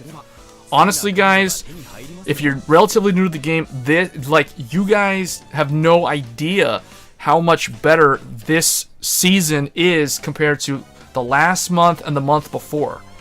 Because MLB is no longer insanely good, and because of that alone, the game is better. But anyway, someone asked, what do I play when I get tilted? So, that has happened to me. I mean, it happened to me a couple times when I was trying to climb using Grom Blue. Back when the Grom Blue event was like over, and I had built the Cositas deck. So when at one point I went on like a 3 or 4 losing streak with this deck, and I got annoyed. It wasn't this particular build. This deck I don't lose that much with. This deck is actually the best build that I've been able to come up with. But I was using another build. I think it had Ruin Shade and some other stuff. Yeah, basically I would go to MLB. I would just, okay, like if I lose MLB, I basically go MLB myself and start looking to hunt other MLB players. Like, I basically go no mercy on MLB. Like, I go as MLB myself and I go no mercy on them. Compared to, like, if I'm playing as this is what would happen. Like, I would lose to MLB with Grom Blue. I would get so mad that I would then switch to MLB, and I'm like, okay, you ask for it. You're gonna play MLB? Guess what? Now I'm gonna play MLB, and I'm gonna beat you with MLB because I'm better than you. That kind of thing. So I would go in, I would like start hunting for the MLB players, but I would get matched up with like Bermuda Triangle player or something, and I'm like, what? Emmy? What? And then it's like, okay, here we go. It's Riviere. Oh, it's the Riviere ride chain. So then I would like have to play that matchup, and it would feel so unfair. And then I would just then I would go again, and I would get matched up with some other deck, like some random guy playing Dimension Police or something. And it would just be so annoying, because I'd be playing as MLB to try to hunt down MLB players and kill them off with MLB to give them a taste of their own medicine, but I would always get matched up with like non-MLB decks when I'm playing as MLB myself. It was just really annoying. So then at that point, I would just like take a break. That's what I would do. That's what I would do, though. Like, I would retaliate with MLB. Like, I would fight fire with fire. And it never really worked out because I would never get matched up with another MLB.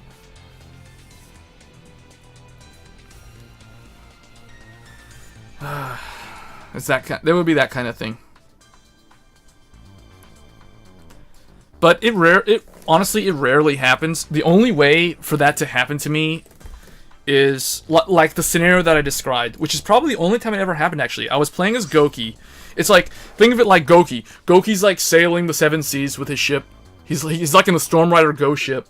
He's just sailing. He's like looking around, like what's on the high seas, and all of a sudden, it's like those random meme videos that you see on YouTube. I don't know if you guys know about Dark Souls, but it's like there's these meme videos that show up. It's like when the hidden boss shows up, and then it's like some random scene happening in real life, and then all of a sudden it's like something like spooks the guy or the girl in the video, and then it's like then the Dark Souls boss music starts playing. It's that kind of thing. It's like he's sailing the seas, and then all of a sudden, and it's like, what? MLB's like, what's all this Ganslot and Blasphemy? All these plasma weapons? What are we supposed to do with this? So they came off to kill off the zombies and the undead, but it's like that kind of thing. So I would lose, and I would get really annoyed. I mean, if I lose one game, yeah, when the boss starts on phase 2, that kind of stuff. And then, so, like, anyway, if I lose, like, one game, honestly, it doesn't really affect me. It's only when I start losing, like, 4 games or 5 games. Like, if you go into rank, and you get matched with MLB, and then you lose, then you go again, and you get matched with another MLB, and you lose again. And then you go again, and it's either going to be against MLB again, or it might be against Dote, or some stupid deck, like Kagero with Crossride, that kind of stuff. And then you lose again. That would be super annoying. That kind of stuff is what starts making me switch to MLB myself. And the problem is, I feel like that happened to so many people in the last 2 months, that's the reason why the game got so... you could tell last month, at the end of last month, that people were very burnt out and tired of playing Zero. Like, I would go into a game, people just literally give up. Like, they just give up. Like, they weren't like that back in May, or even June. Like, it took 2 months of MLB madness to make people become so drained and tired out that they would just, like, give up. They would just, like, give up on you. Like, I've had Spike Brother players just straight up give up on me. For almost no reason. I don't even know. I was like, okay, maybe he doesn't have a PG in his hand, but he could still 6 damage heal. I mean, he has Jelly Beans. Jelly Beans is a really good heal trigger. But that kind of stuff. So, yeah, but August has been the best month for this game. It's the healthiest meta it's ever been. There's so many tier 1 decks, and there's no, like, broken tier 0 deck anymore. Like, MLB is no longer a tier 0 deck. It's slower to the point where it's equal now to, like, the other tier 1 decks. Like, I mean, the matchup that we played just now was a really bad example of how the deck can brick. Or maybe it was the opponent didn't know what they were doing. But I have faced MLB with Spectral Duke, and I did win. So it's not like, and it still felt like it was strong, because once he does the fusion and he has a 12k with permanent crit, then it's still a mad rush to try to kill him off. So luckily, Spectral Duke, with 9 or 8 crit, can return the critical pressure back to the opponent, although it's not guaranteed, but the restand does help.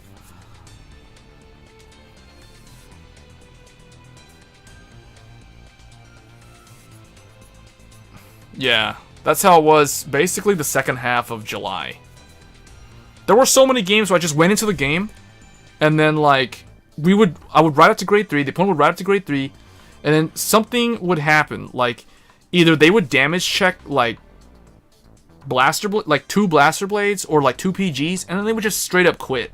They just, like, throw the game because, I don't know, like, it was one of those games where, like, they had to use the Star Call Trumpeter to get Blaster Dark, and then I think they held themselves back at grade 2 on Blaster Blade for like another turn because they needed to use Wingle Brave to get MLB. But then when I attacked them, they damage check like 2 Blaster Blades or something like that, and it screws up their combo because they didn't have him in the hand. I don't know what it was, something stupid like that. And they just quit. They just quit. It's like, what? Okay. Okay, free win for me. I don't care. I beat MLB. I mean, it counts. Aquaforce 2 is a bit like MLB. They're 3 months in Japan. They're still dominant in rank. Yeah, but Aquaforce... See, the thing is with Aquaforce... Yeah, Aquaforce is strong. But it's not like OP broken strong. Like, I can Unga Bunga swing at you and I can crit you no matter what happens, right? It's not that kind of strong. It requires setup. It requires a Storm Rider. It requires that you have the ability to kill off their 2 interceptors. You have to commit a lot of stuff that isn't going to stick around on the following turn because the opponent's just going to retaliate. The other thing, too, is that there's ways to fight Aquaforce. Now, for example, it'll be interesting to see how Aquaforce does against my Pale Moon deck. Because my Pale Moon deck is combo-oriented. The Dreamy Fortress thing can really screw them up when you think about it. Because if Maelstrom cannot... Like, what's going to happen, right? Diamantes is going to attack Luquier and deal me a damage. Then, he's going to swap positions with something else. That other thing better not be Storm Rider Basil, because Storm Rider... Okay, well, now, no, never mind. They buffed him to 9k. So, or did they? Or is he 8k? I can't remember. Yeah, I think Basil's 8k. Yeah, he's still 8k. He gains 3k instead of 2k, though. So, if they swapped up Storm Rider Basil can't kill Dreamy Fortress. So they have to have, like, Tier 9 Valeria or some other 9k or Lazarus or something to kill my Dreamy Fortress.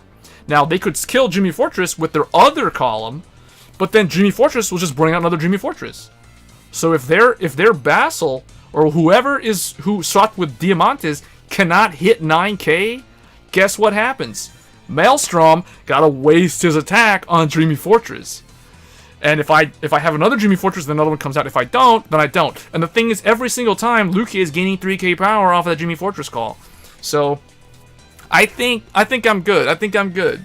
Now, I'm going to be playing Aquaforce myself, too, because that's one of my main clans. It's not like MLB, where I straight up hate MLB. I actually like Aquaforce, so you can expect to see me playing Aquaforce on this channel.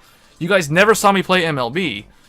I did play MLB, but I only played it off stream because I hated the deck. I'm not going to showcase a deck that I don't like, but I will showcase Aquaforce. So things are going to be really different when it comes to how I handle Aquaforce. But I feel like Pale Moon is still pretty good against Aquaforce. That's what I'm trying to say. And then Battle Sisters, I like them too. Fromage, 15k, 15k. Guess what, Diamantes? Guess what, Basil? Come at me, come at me. I'm 15k. I'm just sitting here. It's like this really tall basketball player, and like Fromage is like 6'5", and Diamantes is like a 5'3" dude trying to try to reach, and she's like, oh, you want these sleeves? Oh, nope, oh, can't reach it, can't get it, yep, too short, nope, can't get it. I'm 15k, can't reach me, that kind of thing. So I think Battle Scissors are good. I mean, they got the Silent Tom thing going for them. And they got the fishing for triggers. I think there's still... I don't see Aquaforce as being broken kind of broken like MLB. Yeah. And then Narukami's still good. Ezel's gonna get better. Gold Paladin's gonna probably be the best deck in October? So Aquaforce is good though. I don't think they're broken good. I think you guys are mistaking a popular deck for a broken deck. There's a difference. MLB was a broken deck. Aquaforce is just a really popular deck, and it's a good deck. So,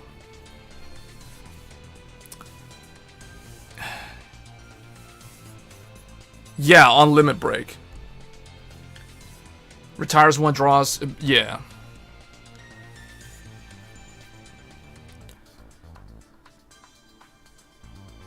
It retires and draws. Okay. I mean, so does Kirara. But you see what I'm saying. Like, it's still good. It's still good. The fact that Maelstrom can hit over 21k consistently with his Limit Break skill, with any random booster behind him, is really good. And the clan needed those kind of buffs, otherwise they would not have seen play, to be honest. So yeah, I think Aquaforce will be just as good as Narukami is right now. Like, I don't think they'll be any better than Narukami, because the Desert Gunners and Vermilion's Limit Break is already basically doing a similar style of play. So it just appears differently. The only difference is Aquaforce draws that card off the Limit Break. The Narukami doesn't do that, but Narukami does have a lot more retire power, offensive power, retire power, and intercept, ignore, and that kind of stuff. So alright guys, that's gonna be it for this stream. I think, let me do my last character fight, and then I'm gonna probably sign off here.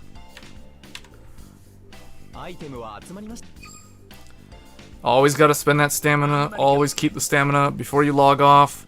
Always spend your stamina. So I think we're doing great nature right now. So I did, what is that? 10 Misaki, 10 Tetsu every day, 10 for both, and then Christopher Lowe, because we're getting close to that Polaris. We're getting close to that 100 crystals. And then my fourth character is Rekka, just for the daily. For the 4 characters, normal or greater daily. So Rekka should be at 4, I believe, on very hard. Yeah, okay. So we're done. Alright guys, yeah, have a good day or night, no matter where you are.